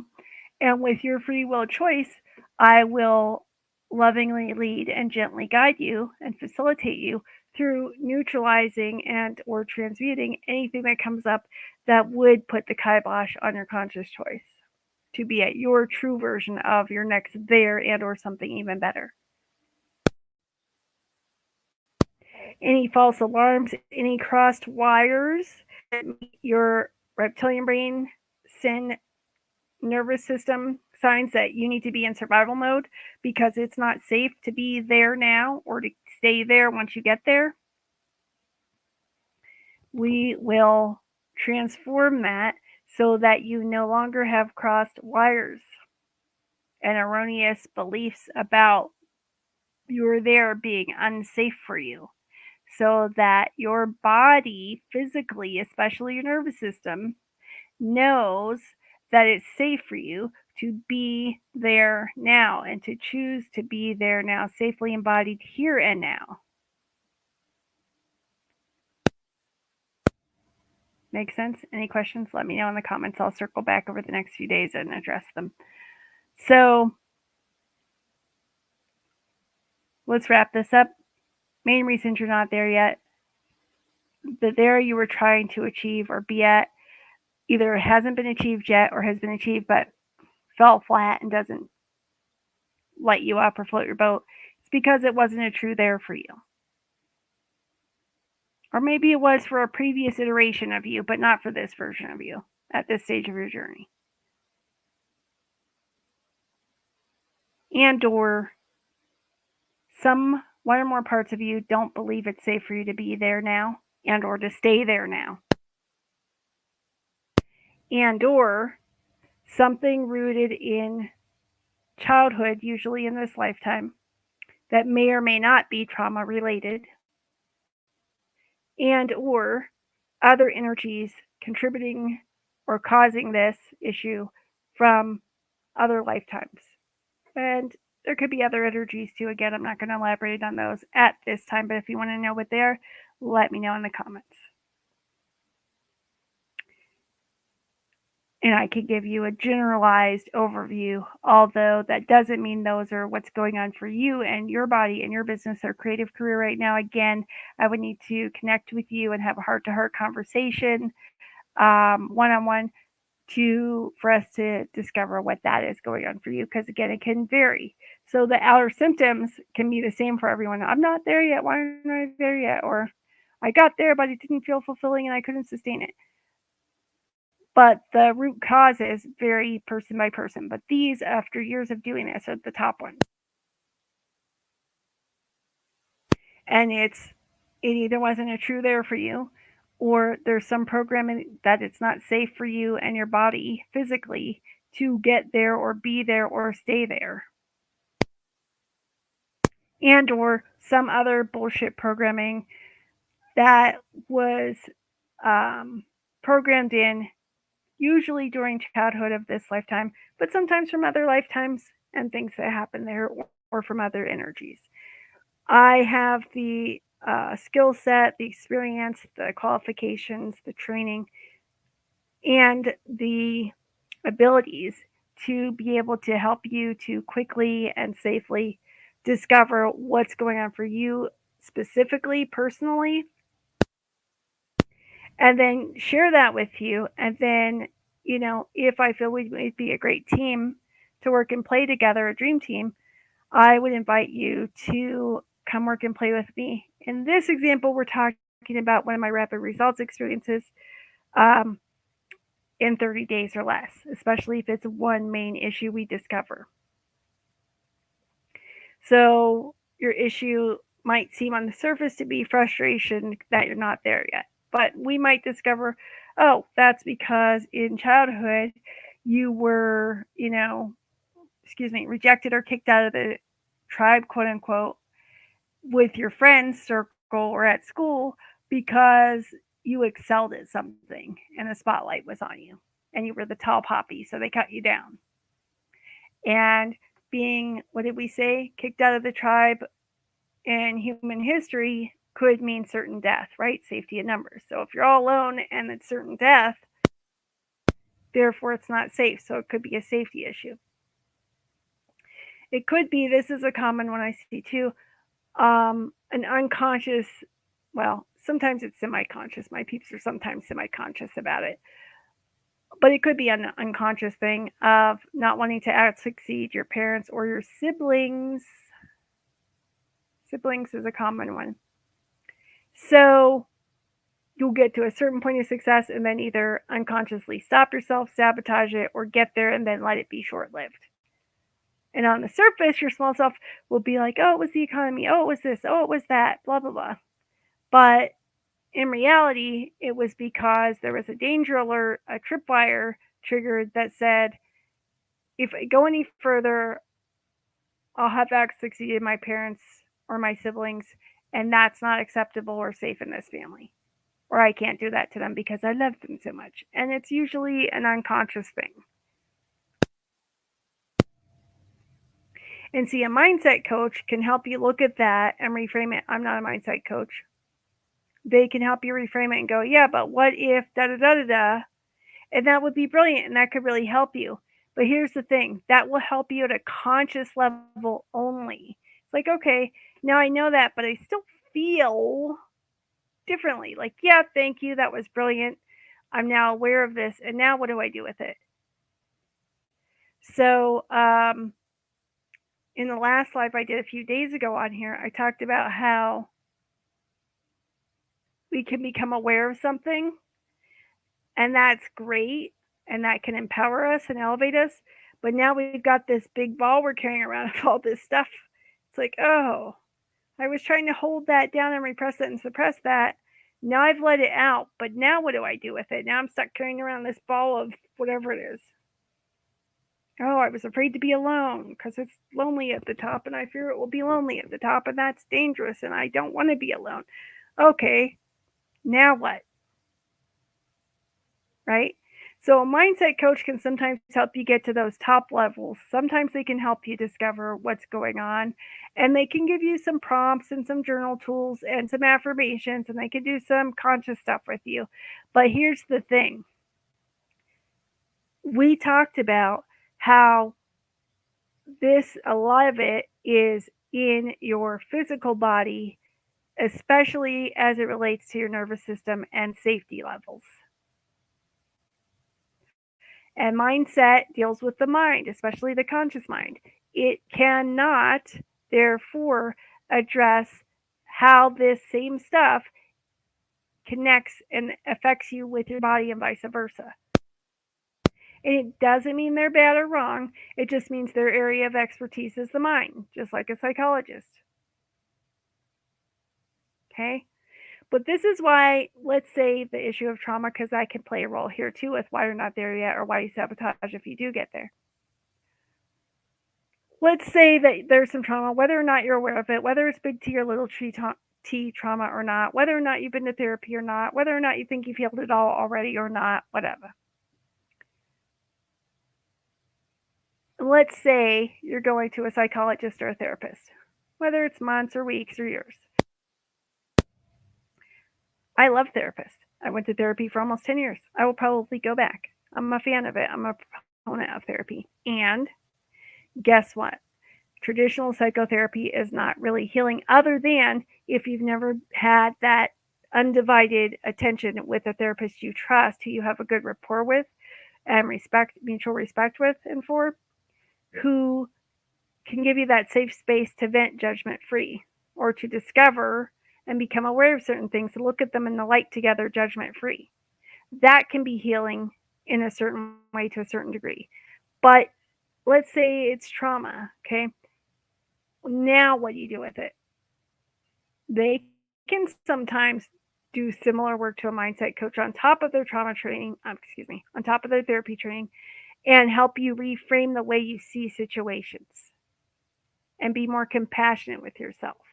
They're wonderful. I get I'm a proponent of them. However, the traditional psychotherapy model doesn't teach or train the therapists or the psychologists even to know how to do anything more than the area of the mind or how you look at it or being able to discover some stuff that happened or look at it in different ways or see how it's affecting you now. It's like, oh, cool. Now I'm aware of this. Now what do I do with this big ball of shit that I had been repressing and suppressing even if I was unconsciously doing it? Now I'm aware of it. Now I'm conscious of it. Now what do I do with all this? And they might be like, okay, our time is up. See you next week. And you're like, oh, what do I do with this big ball of shit in the meantime? And I'm not saying that's anything wrong with them. It's just the nature of the beast and the model, right? They're not trained in trauma or how trauma works.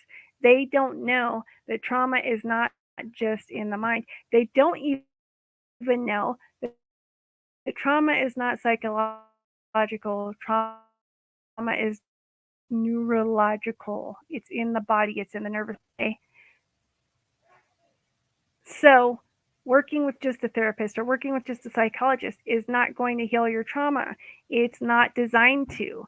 Not because of some evil, malicious conspiracy theory, just because of the nature of how that trauma works at that time. Trauma works holistically. You cannot address it from the level of the mind. Even little t trauma that your mind might remember at some point and go, that wasn't traumatic. But I beg to differ. Because it could be something, especially if you play the comparison game, which I do not recommend. What's that famous quote? Comparison is the thief of joy. But you could even go and play the comparison game. Well, I shouldn't feel bad about that. I notice the word shouldn't. Because such and such has it way worse. Or I've even had things my own self that were way worse than that. How could that be hindering my success now or causing these problems in relationships now? That wasn't even traumatic. But if it came up on your own or with a therapist or with a psychologist, your mind's going to be going, that doesn't seem traumatic at all. If it was a little t trauma, for instance. That doesn't change the fact that it's still affecting you. But unless they know how to heal trauma neurologically and somatically through the body, you won't be able to get totally free of it. Now, of course, you still have to have your conscious consent, but otherwise, they are not trained to do that, so they won't be able to help you. And this is why, as a trauma informed coach and a trauma survivor, I routinely have clients experience trauma healing. Again, it's not a substitute or replacement for professional psychological treatment or advice. If you need that, by all means, get it too. Let this be a complement to that. I would also strongly recommend that if you have experienced actual bigger trauma, big T trauma, that you're still healing or haven't healed yet or haven't fully faced yet, having your bars run regularly will provide you and your body extra support, extra nurturance, extra receiving of kindness through your trauma healing process, as well as help you to facilitate healing of your trauma. So I highly recommend you get your bars run. Okay. So whether it's big T, middle T, or capital T trauma, let's say that you become aware of that, whether it's with me or your therapist or your psychologist or whatever, on your own, whatever. Maybe even with a mindset coach. And let's say that you become aware that you think or see how it could potentially be affecting you and limiting you and your success of why you're not there yet or why it got sabotaged if you were there. Okay, cool. Now what? You just left walking around with this bug ball of energy that you're supposed to what? Affirm away by affirming the opposite of? That doesn't work because that only works at the level of conscious mind, and that's only if you already believe that on all parts of your body and being. That's not how trauma works. That's not even how subconscious programming works. This is why that alone is not sufficient. This is why a holistic, comprehensive approach is required, and faster and easier and just more efficient altogether. So, if you've got this trauma, whether it's small t, middle, medium T, or big T, but you're stuck carrying around like, okay, now what? It's limiting me. Now I'm aware of it. Great. And now what do I do with all this shit? Have your bars run. If you need a psychologist or therapist, keep going to them or go to them. And if you desire and require more support, especially in regards in this instance of your success and being there now and at your next levels now, I strongly encourage you to apply to receive one of my rapid results experiences. It's not uncommon for years or decades of trauma, even going back to childhood in this lifetime, to dissolve, resolve, transform, or heal when you're working and playing with me, sometimes in as little as just one session, even if you've gone to therapy for years. Again, not a substitute for it, a complement with it. Because, and this is something that I said on the live on here the other day. Recently, I heard an old lecture of Dr. Joe Dispenza. I think it was uploaded like 3 years ago, but I don't know when they originally filmed it. If I had to guess, I'd say it's probably at least 5 years old. And he's giving this lecture and he's talking about how, he's, meeting with all these scientists and stuff because he likes to track and get scientific research about what's going on for his people. And he shares all this and he's like, I'm ready to work with the doers. It's not enough to just know this stuff. What can we do with it once we know this is what's possible? Let's do something with it. I'm done just lecturing. I'm done just learning. I'm done just knowing about this information. That's not enough. Let's go and apply it. And then he didn't say this famous quote, but I shared the other day in the live on here an iteration. The famous quote is knowledge is power. The iteration of it is applied knowledge is power. So I've been at this place for what feels like 15 years or more at this point. It's like, look at, now that we know, okay, well, that's great to know this is what's going on from childhood or another lifetime or other energies. I don't even give a fuck anymore, Erin. I'm ready to be free. I'm ready to be there now. Yes, I'm willing to consent as long as it's safe and simple and, as swift as possible and it fucking works. Let's go. Let's play. Let's do it. Cool. So Are you willing to have an open mind and let things be a little bit weird occasionally? Because things can be fun, they can be lighthearted. There's a lot of levity, there's a lot of laughing, there's some bad rapping and singing and silliness that happens when we play and work together. But there's also some temporary discomfort every once in a while, like we said. So, are you willing to be temporarily uncomfortable to get to the other side? If yes, great. Are you willing to take inspired aligned action? My people are. So, if yes, great.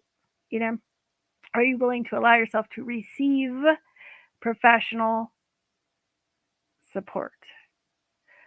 A lot of my people, like me, are where I used to be most of the time, and so occasionally am, which are hard headed in that we're so used to doing shit on our own for a variety of reasons that we have gotten it part of our identity to pride itself on doing it all on our own, and we should be able to do it on our own, and we should be able to figure it out, and we shouldn't need any help.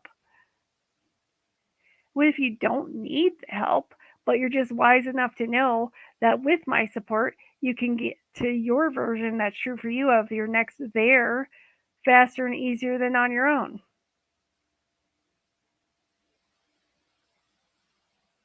I know you're intelligent.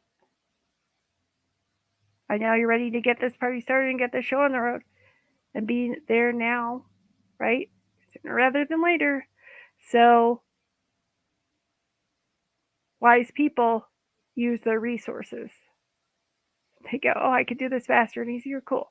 So, let's circle back as we wrap up because I mentioned earlier about still being able to challenge yourself. So, that's when we were making that distinction about which part of you is driving, the small self driving versus your being driving. And we said both of them are going to encourage you and drive you to want to explore more and more and more and greater and greater. But there are different energies and different reasons and different results that happen depending on which part of you is driving. If you're choosing to safely thrive, your higher self, your greater self, your being must be driving. Okay, just a reminder because you cannot really hear that enough. So, if, hold on, was that loop we were closing?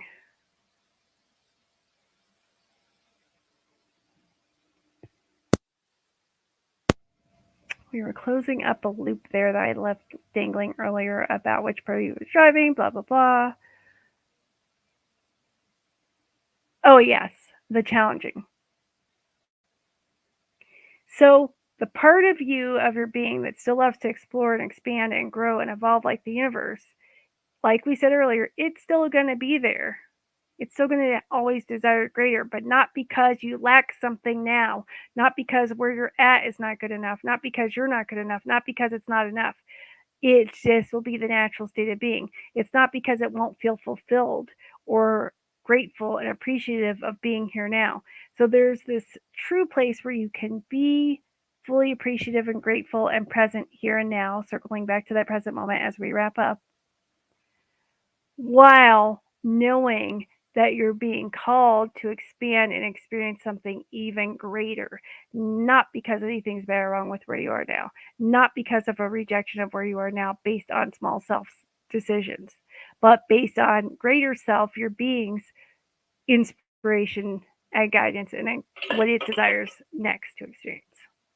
There's a difference there, not just with semantics, but literally and energetically. That means everything.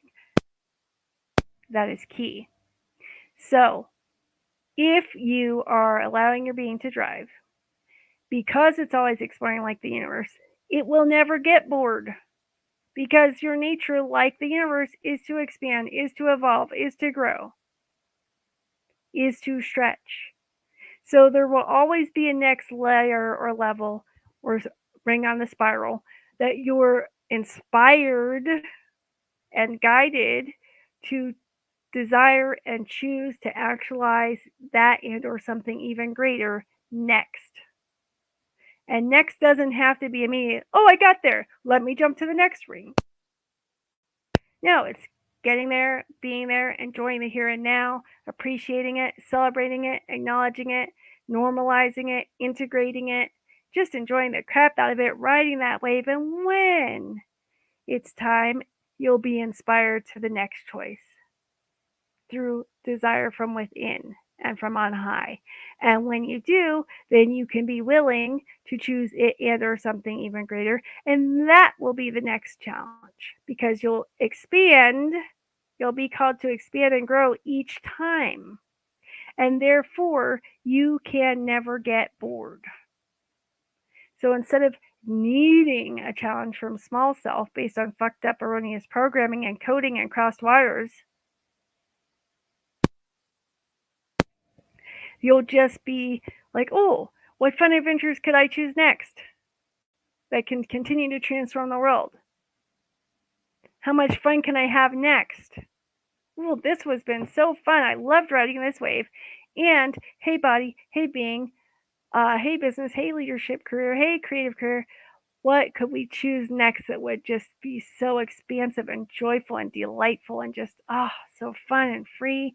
It's going to be the greatest contribution and service to my people or to humanity or to the animals or to the world or whatever it is for you. Show me that. What would that be?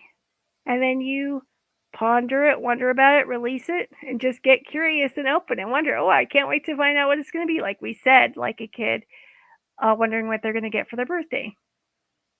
Maybe you have some desire that starts to come up that you kind of hope it's going to be one thing, but you stay open and curious as to what it might be. It might be that. It might be something even better than you couldn't even fathom. And then as you're guided to, and it's revealed to you, you get to take inspired aligned action to implement that and or something even greater. So you're never bored. You're always expanding. You're always engaging. Yet you still can choose to be here now in the present moment, enjoying what you've already achieved and enjoying this version of there, but here and now. Right? That again, it comes down to which part is driving you. And this way, you will be able to notice that you feel fulfillment from where you are now, from this level of there you've just achieved, if it was true for you, and really savor it and enjoy it. Normalize it, celebrate it, integrate it. Which I had, this guy was a potential client once, and I knew, being an intuitive, that he was not one of my dream clients, even though everything he put on his application, like there's that saying, good on paper, seemed like he would be a dream client. My intuition knew from the get-go, this is not a dream client, and he's saying what he thinks I want to hear. I don't know if he's just fooling himself or if he thinks he's fooling me, but I got this energy that he felt like he was fooling me, like he was trying to prove something, like he could prove that he could get one over on me. But I'm an intuitive, so I already knew what was going on. And so I wasn't even going to offer him a session, one of the complimentary sessions, even though everything on paper, so to speak, was what would have seemed to be like my next dream client. So I was about to be like, okay, next. But my intuition said, go ahead and offer him a session. I was like, no, I don't wanna. We know that he is not a dream client. We know that he's not what he put on the paper, on the application form. We know that on top of it all, he thinks he's trying to get one over on us. Absolutely not. And my intuition persisted. Now, these days, when I'm aware of my intuition, I choose to follow it because I'm choosing to safely drive from now on, which means my being gets to drive. Higher self, intuition, all your being. So I begrudgingly, because I'm really frustrated and mad that my being would make me offer a session to some guy I know is full of shit, who's manipulative, and I offer him the session anyway. And he shows up and we go through with the session. And we get to this point, which is not normally part of the session, but somehow we ended up here, where we're talking about how I have all my clients record their wins and celebrate their wins. And he decides this is going to be his gotcha moment, and he's going to use it as part of his effort to prove that I don't know what I'm talking about, because if I did, I would have never suggested that you celebrate your wins. And he goes on to share about how no, all the successful people don't celebrate their wins because they normalize their wins because they're used to winning. They've made it normal for themselves, which I already knew. But that did not make or negate what I said. It didn't make what I said untrue. It didn't make it incorrect. It didn't make it wrong. It did not negate what I said. Now, I knew that he was trying to get me in a gotcha moment. Not because I'm paranoid, but because my intuition said from the get go. And so, because of that, I'm now extra frustrated in the moment at my intuition for making me go through with this freaking session. I didn't know how the guy was going to try to get me, but I knew it was coming. And so, when he did, it was obvious what was going on. And so, I had zero desire to be arguing with this guy or anyone. That's not an effective use of my energy these days. Never was it, by the way, but my small self thought it was. So I was aware of that, and I was like, well, I'm not going to choose to argue with this guy. But at the same time, maybe, just maybe, there's part of him, not just to get me or pull one over on me or manipulate me or be a dick, but who really truly would like to receive some professional support, but his skeptical self just needs to like poke the bear to see if I'm legit so he knows if I could potentially help him. Maybe, just maybe, there's a part of him that's not an asshole who really would benefit from knowing the truth about how this actually works. So, in a split second fly, like 5 million things going different layers through my body and being and mind at the same time during that moment in that session with him. So I chose, even though he had done nothing to show me he deserved it, since we were already there, to give him the benefit of the doubt, and in case he really did want support, because I've been at all parts of the spectrum. I've been super cynical. I've been just regular skeptical, like super skeptical. I've been regular skeptical. I've been just healthily skeptical, which I still am quite often. I've been totally open. I've been super right side extreme of like super woo woo and light, love and light and blah blah blah, right? I've been at all parts. I've run the gamut of that. I know what each part each part of that spectrum is like from experience. Not just what I learned in school or coach training or blah blah blah. I know it from experience too. So I remember when I was skeptical and I really did want to believe that other things were possible, not just for others, but also for me specifically. But because of so much trauma and things I'd been through, out of protection, my small self had convinced me I don't get to have that stuff. It's not true for me. Maybe for others sometimes, but definitely not for me. But in my heart of hearts, all I wanted to believe that it was possible even for me. Hell, especially for me. But I didn't want to be disappointed or hurt again. So I know what that's like. But when I was in that low, I call it my Eeyore phase, guess what? There was a certain level of arrogance when I was in science mode only and super left brain, analytical only, unless I could see it and detect it with my five senses on a microscope. It's bullshit. Like, slightly to the right of that, where I wanted to believe, but I was still skeptical, but it wasn't as arrogant as when I was super left brained, super left extreme. So I wasn't as arrogant as this guy was. And I certainly wouldn't have done a gotcha with them. My mind would have done it to myself. It would have been like, see, we told you not to get your hopes up, my small self would have said to me. We told you it was for others and not for you. That's the kind of fucked up mind shit I had going on back then. This guy was just pure arrogance. There was no self doubt even in there. You could tell he was almost totally left extreme.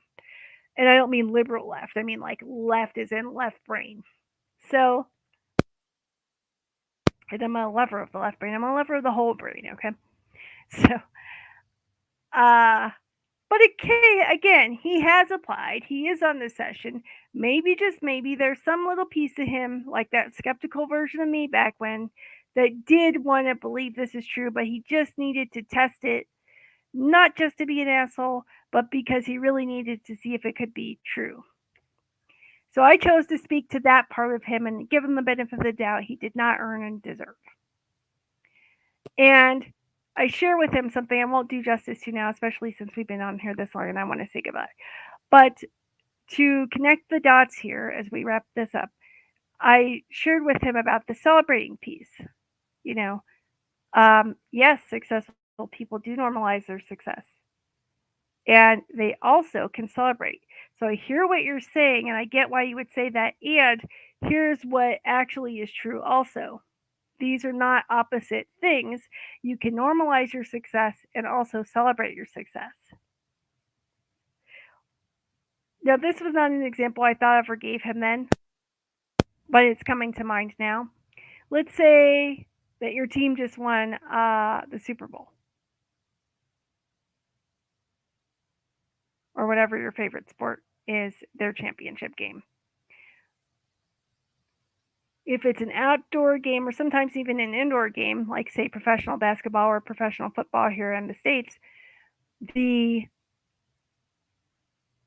team will often they'll be jumping up and down, they'll get handed trophies, they'll have a whole celebration ceremony, they'll be screaming and jumping and hugging and high-fiving, they'll have Gatorade or some kind of electrolyte drink or whatever poured all over the coach in celebration and sometimes over the MVP, most valuable player of the game. In football, that's often the quarterback, but not always.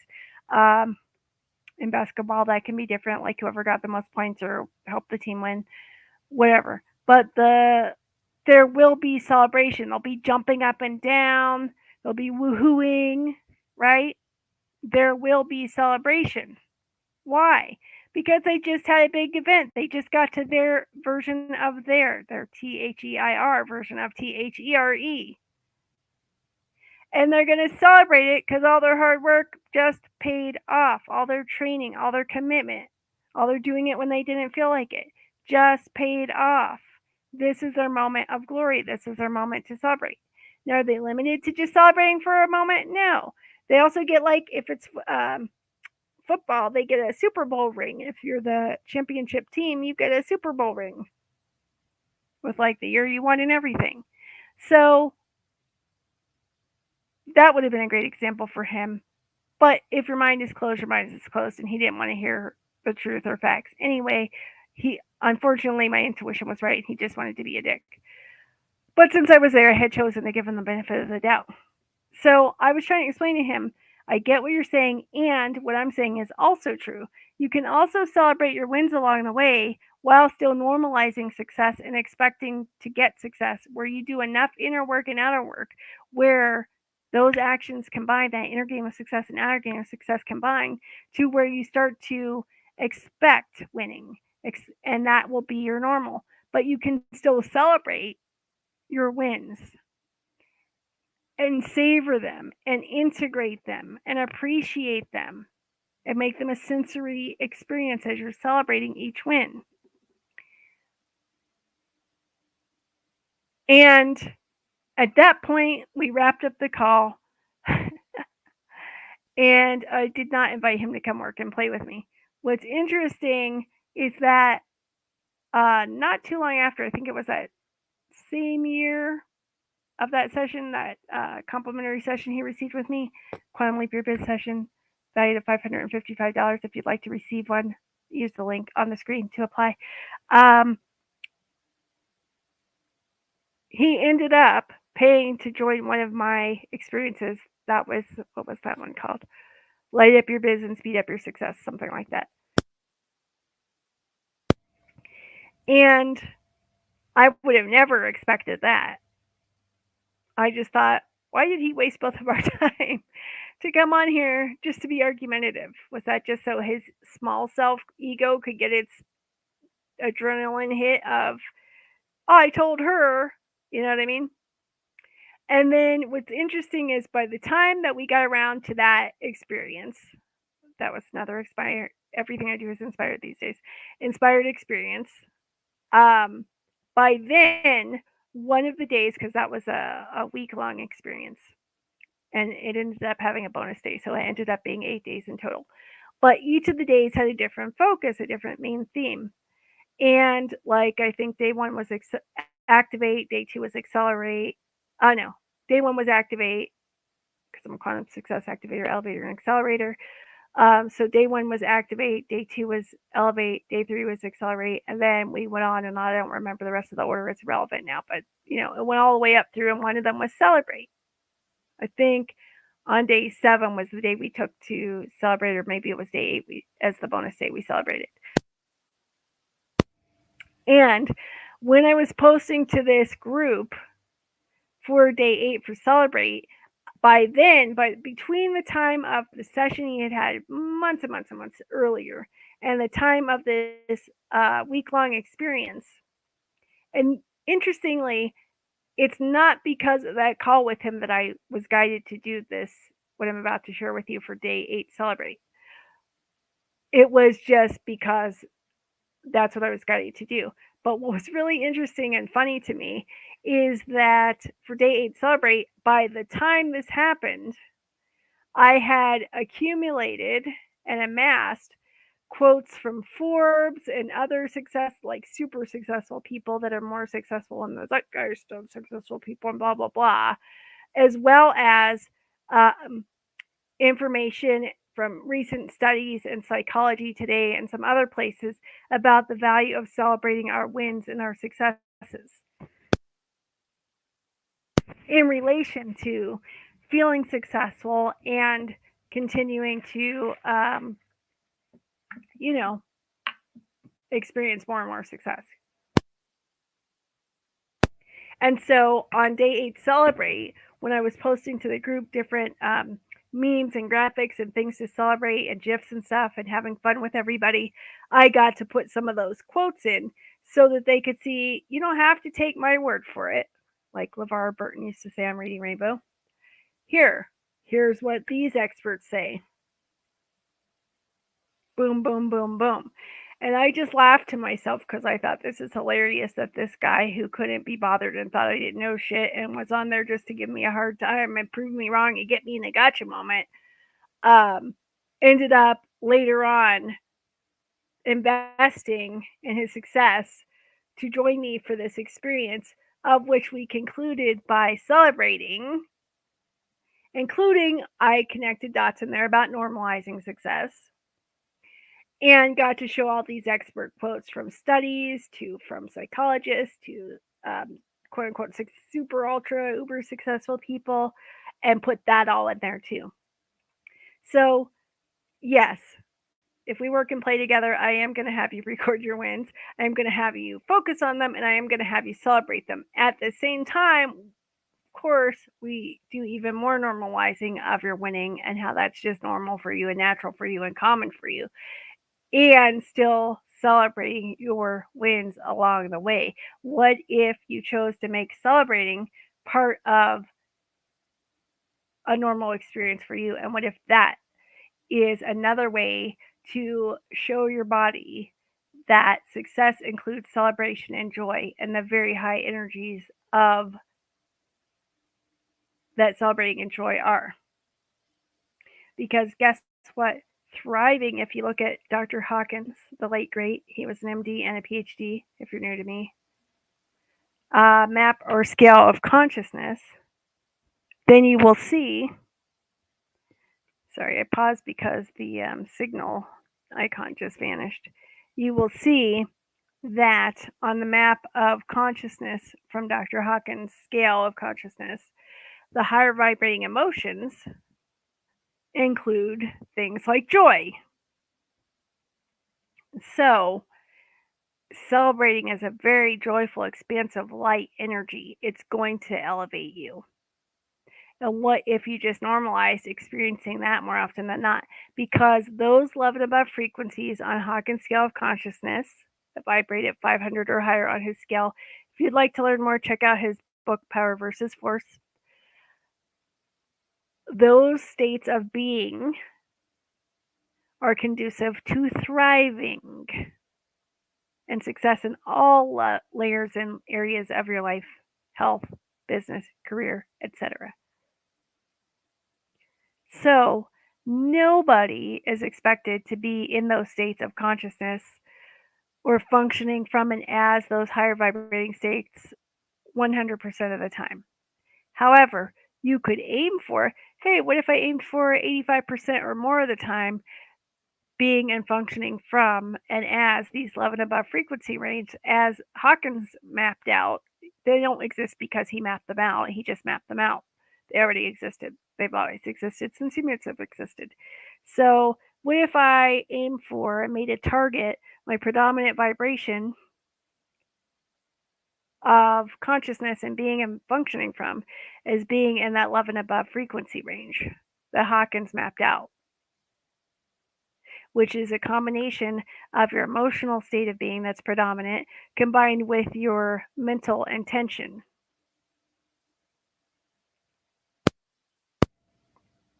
And the one that's strongest is going to be the part that's unconscious, according to the work of Dr. Lipton, not what's conscious. So, what if you chose to get 85% or more, depending on the day, the situation, what's going on in your life, more often than not, operating and functioning from and as those higher states of consciousness, which are conducive to thriving and success. And that includes, but is not limited to, your business or creative career. It also includes your health, your relationships, your parenting, etc. Money, wellness, right? So, what if you aim for that more often than not? And it doesn't mean to avoid the lower vibrating emotions like the plague. If you're lucky enough to live long enough, you're going to experience that full gamut of human emotions sooner or later, right? The trick is, it's not even a trick, it's a key, is we just want to notice it and not get stuck in those lowest vibrating emotions. So, one of which is guilt, by the way. So, I think we talked about guilt on the last live on here. And that actually is one of the things that could prevent you from being there now, or once you're there, put the kibosh on it as well, is, oh, well, I'll feel guilty because I'm more successful than such and such. Or I'll feel guilty because it was so easy for me to get here, or it seemed easy to such and such. Or because I'm thriving and other people have it worse. So I got to make myself smaller. And again, most of this is an unconscious thing, an unconscious choice, but it can happen. So while you're not there yet, or backslid once you were there, like a la Chutes and Ladders, the kids' board game, is again often safety or childhood stuff, or things like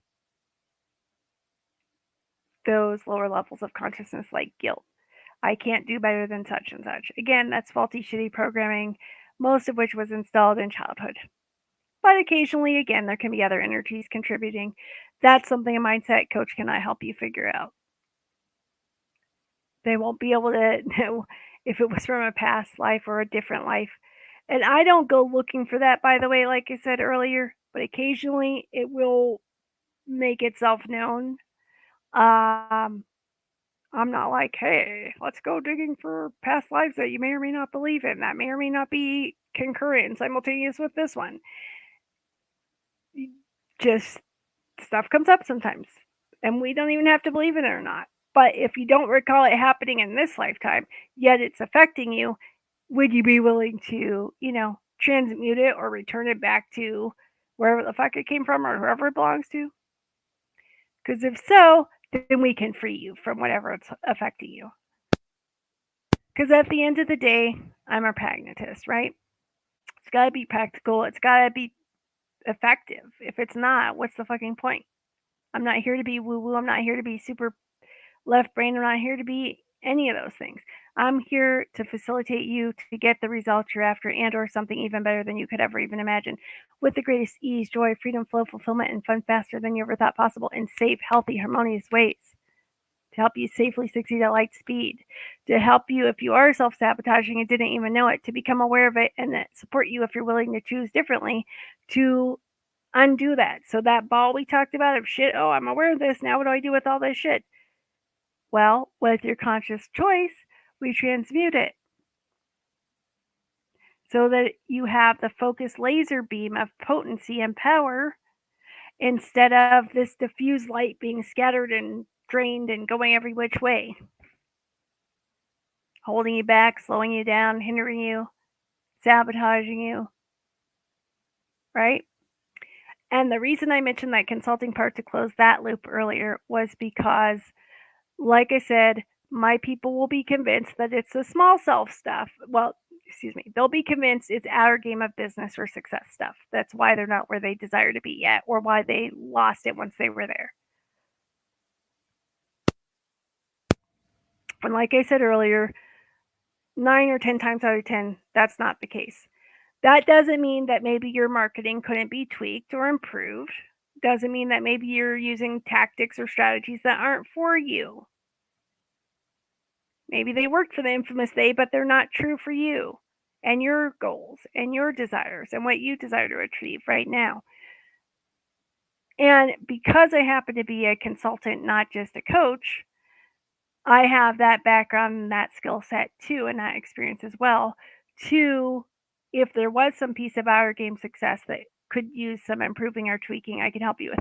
The only thing I don't help with these days in that regard would be ads, but I can usually refer you to somebody if you need support with ads.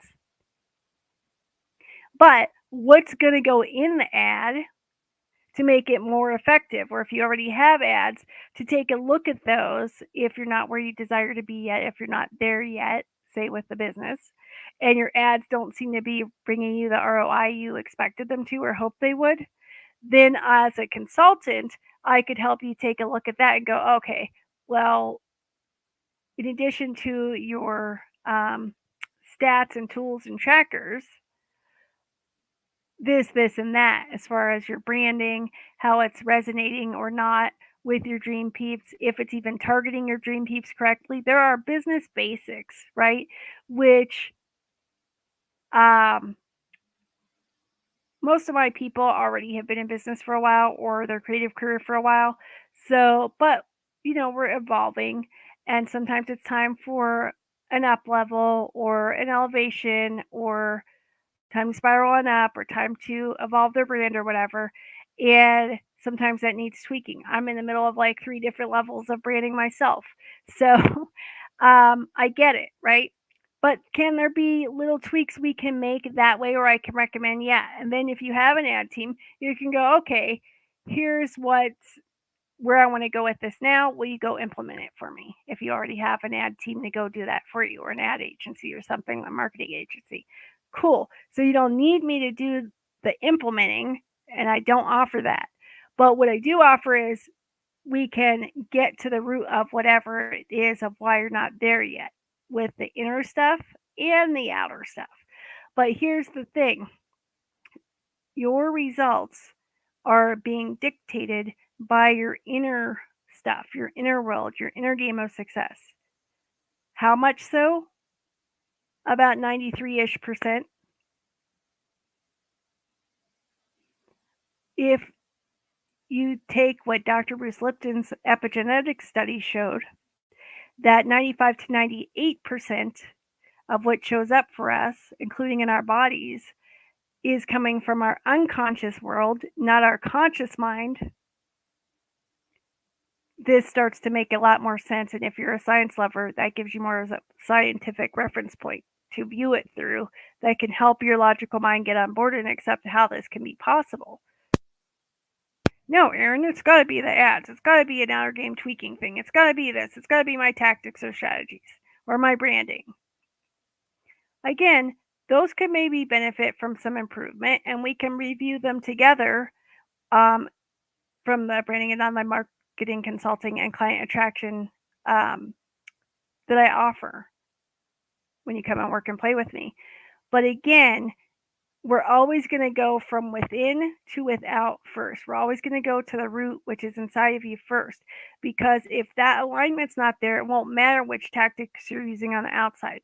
Because most of my people, being overachievers, have had success through force forever. They're used to doing it through force, through hustle, through doing, through getting, through conquering, through achieve, do, hustle.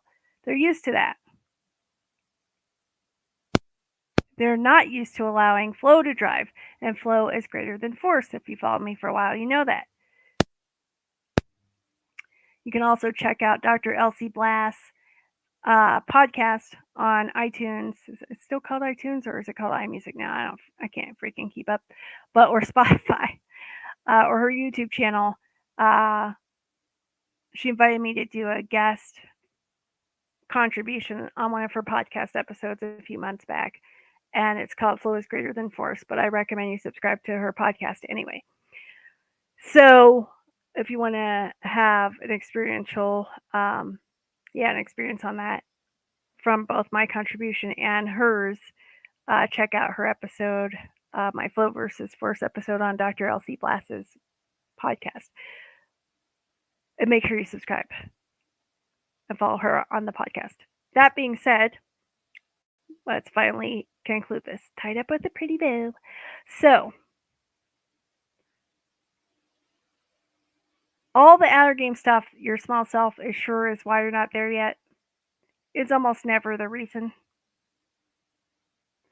It's always going to be inner stuff. So once we get you discover what's going on there, and you're consciously willing to change that, to transform it, then I can support you in doing that with ease, in safe, simple, swift ways, with ease and flow and grace. But of course, it requires your conscious choice. And then once we've done that, and then you're clear on what's true for you at this time and stage, and your desire is pure, not based on what I want or the infamous they says or your family or friends think it should be, but what's true for you, then you will be inspired and guided on which action steps to implement and take next. And once we have that inner part, which is approximately 93%, or if you want to go Bruce Lipton on it, 95 to 98% unconscious stuff. But even his version is limited because when he says subconscious or unconscious, people think it just means the mind. What's not included there is your energy field, your emotional body, and your physical body, especially your nervous system, plus your conscious and subconscious minds. So if we put all that together and call that your inner game of success, that's 93 to 98% of what's dictating your outer results. So let's get you clear and set on that first, and then let's evaluate what's going on with your outer game. Okay, what are you doing with your marketing? Does it still feel true now that we've just gotten your inner game on point? Or does it feel like it needs to change now? Are you feeling like encouraged or inspired from within and on high to tweak this or that externally with the outer game of business stuff like messaging, marketing, branding, graphics, ads? And branding is not just visuals. In fact, branding isn't even about visuals. I had a great meme I created on this years ago about basically how branding is like makeup. You put makeup on to enhance what's already underneath, not because what's underneath sucks. So, true branding does not ever start with visuals. Well, some people are more visual. So, if you were doing your own creative stuff and your inspiration came from a visual, and that spurred you to connect with the inner stuff, with your desires and your choices and your intentions, and then explore from there, they could go hand in hand. But branding is not about the visuals. The visuals come on top to enhance the core of what you offer and who it's for and what it's meant to do. The visuals go on top of that. Okay, so Maybe your visuals or your marketing or your messaging could benefit from a rebrand or tweaking. And if you require and desire support with that, that's something that as a consultant, a branding and online marketing consultant, and a client attraction specialist, I can support you with. But at the end of the day, it's almost never what you think. It's almost never the needing the more team members. It's almost never the, and I'm not saying we don't desire and require support or more team members. I'm not saying we don't desire and require more money. But those reasons that our small self spit out when we went through the list and expressing it earlier are almost never the reason we don't have what we want. The reason is almost always internal, and it's usually rooted in childhood of this lifetime, whether or not that includes trauma, and sometimes with energies from other lifetimes and other things.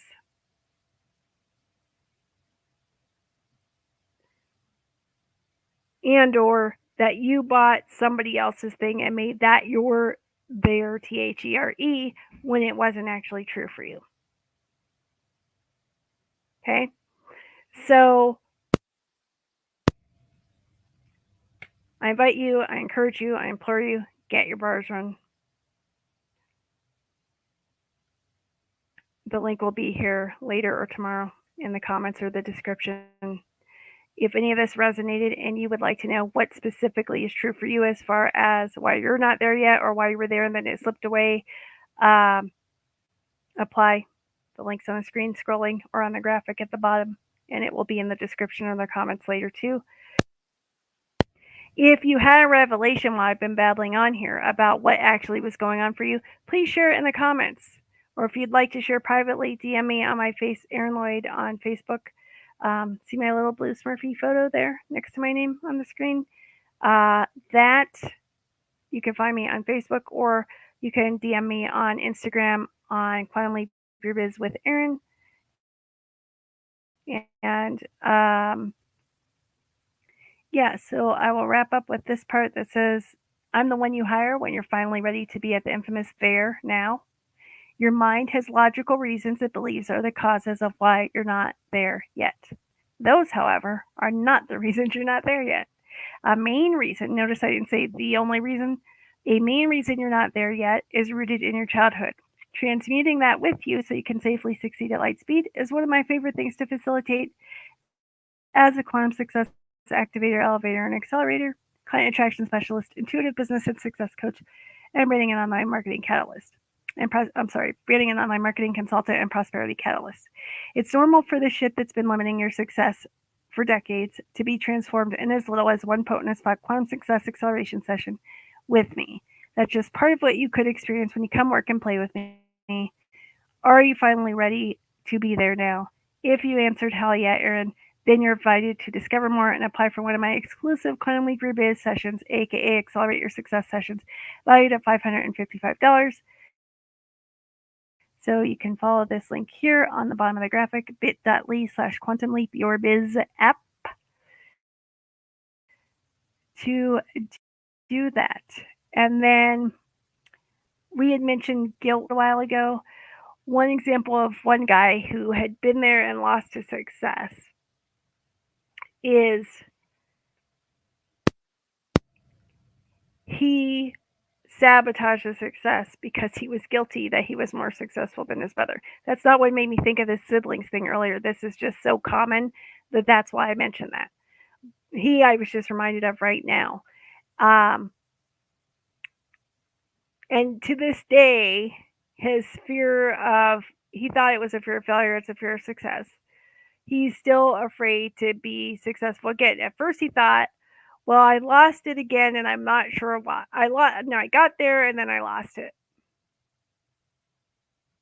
And this is a high performer, a peak performer.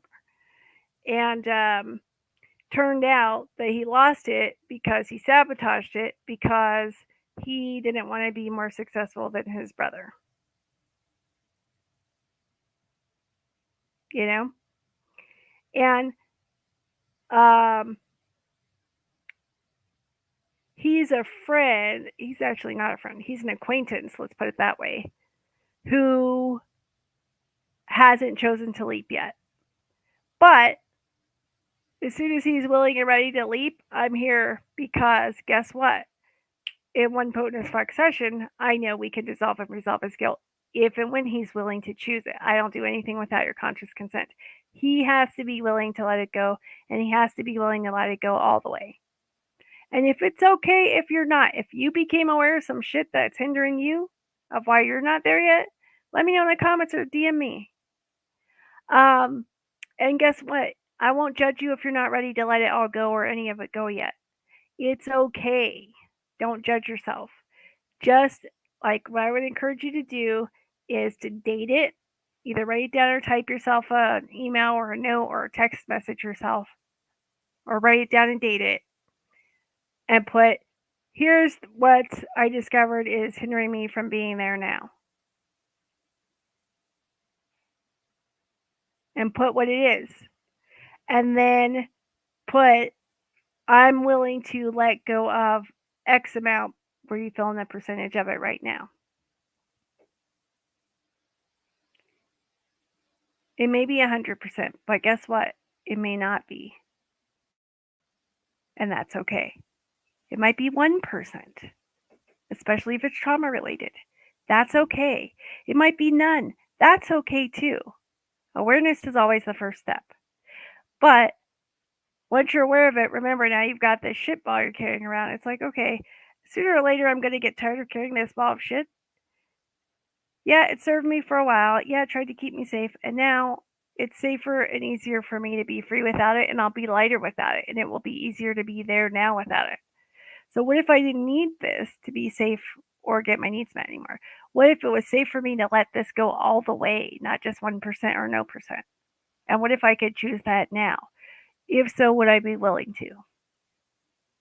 Oh, Aaron said that even if my small self's like, hell no, that it won't accept an affirmation because it doesn't believe it's true, but that it will accept a conscious choice. Okay, I'm ready now 100%, even though I noticed some resistance from my small self. Hey, small self, thank you for your feedback. Remember, Aaron said not to vilify you. And I appreciate you looking out and trying to keep me safe and get my needs met. And I'm choosing to let this go, fill in the blank with what this is, whatever you discovered your issue was, 100% now anyway. And I'm choosing to safely do it and to be safe and lighter and freer without it. And I'm choosing to safely succeed at light speed now, and I'm choosing to be at there that's true for me and my body now, and or something even greater than I could ever even fathom or imagine. Remember, your small self has to allow a conscious choice. If you mean it, and that's true for you in that moment, and you inform it of that, it will allow your progress. It's like letting the guard dog know, hey, that's just the mail carrier. You don't have to bark. We're safe. Thank you. Good dog. Good dog. It's just the mail carrier. It's safe to let the mail carrier deliver the mail. It's okay. Good dog. But you can calm down now. It's safe. We're safe. But good dog. Thanks for being such a good dog. You know, you dig? Any questions? Let me know. Okay, so that's what I got for you today. Let me know what you became aware of or were reminded of. Let me know what you found most valuable in the comments. If you found this valuable, give it a thumbs up, give it some love, and be sure that you subscribe to this YouTube channel. And if you do, there's a chance you could win a session with me. And it's not the introductory Quantum Leap Your Biz session either. It's a full-on session as if you were one of my one-on-one clients where you get to choose the topic and it gets to be customized for what you desire and require. So how does it get even better than that? Well, I would invite you to get your bars run, and if it resonates, apply to work and play with me, and or hit subscribe and comment and let me know what you found most valuable, especially any revelations, any energy that may have shifted that you might have noticed before, during, or after this. You might notice feeling lighter. You might notice feeling more relaxed, more at ease. You might feel drowsier, or you might feel more energized. You may require extra water, even if your mind's like, no, you just drink some water. Please choose to honor your body. If it's requiring extra water, please give it extra water. Why? Because if you're new to me, energy comes through as I speak. It's just presented and available to you in your body. It's not forced on you, it's just offered. And even if you were unaware of it, your body and being may have chosen to receive it. And when energy is moving, it's facilitated by water and deep breathing, diaphragmatic breathing in particular. So you may feel thirstier or just like your body requires some water. So just don't judge it, just acknowledge it and honor it like, oh, Erin said this could happen. Let me get my body some more water. Okay? And until next time, you are infinitely powerful. Your continued success is inevitable. If you've been choosing somebody else's there, would you be willing to let that go? If so, let me know in the comments. And if so, how much percentage are you willing to let go now? If it's any percent, even one, I invite you to choose it and to celebrate yourself and to actually do it. If it's 100%, wow, cool, congratulations. And tune in and get curious and notice what you notice. And then the next step would be, oh, I was following the infamous they or my family and friends version of what there should be for me. What if I tuned in and got curious and communed with, grounded and centered and got really present within in my body and connected with the earth and connected with my breathing, scheduled some alone time, and just went and connected and asked, hey being, hey body, hey business, what would you like to experience next that would be of the highest value and service to my dream peeps and to what I'm here to do and how I'm here to transform the world? That would be a win for everyone involved. That would feel so joyful and light and expansive and free. Yeah. With ease. And ponder that. Wonder about that. Get curious about that. Notice what you notice with curiosity, judgment free. Record whatever comes to your awareness. And if you say 25 minutes or a few hours or however long you gave yourself was up, cool. It's okay if you don't know right away. Just ponder it as you go on about your life and business as usual with a curious, open mind. And as soon as it comes through, document it and date it and take inspired action as soon as possible. Because then you'll have a there that's true for you for what's next and what to aim for. Then get curious, tune in. Like if I imagine being there now, as if I'm embodying it here and now, what do I notice? You might notice some excitement, but also maybe a little bit of fear or trepidation or nervousness. I just, when I said that, noticed something in the left side of my chest out of nowhere.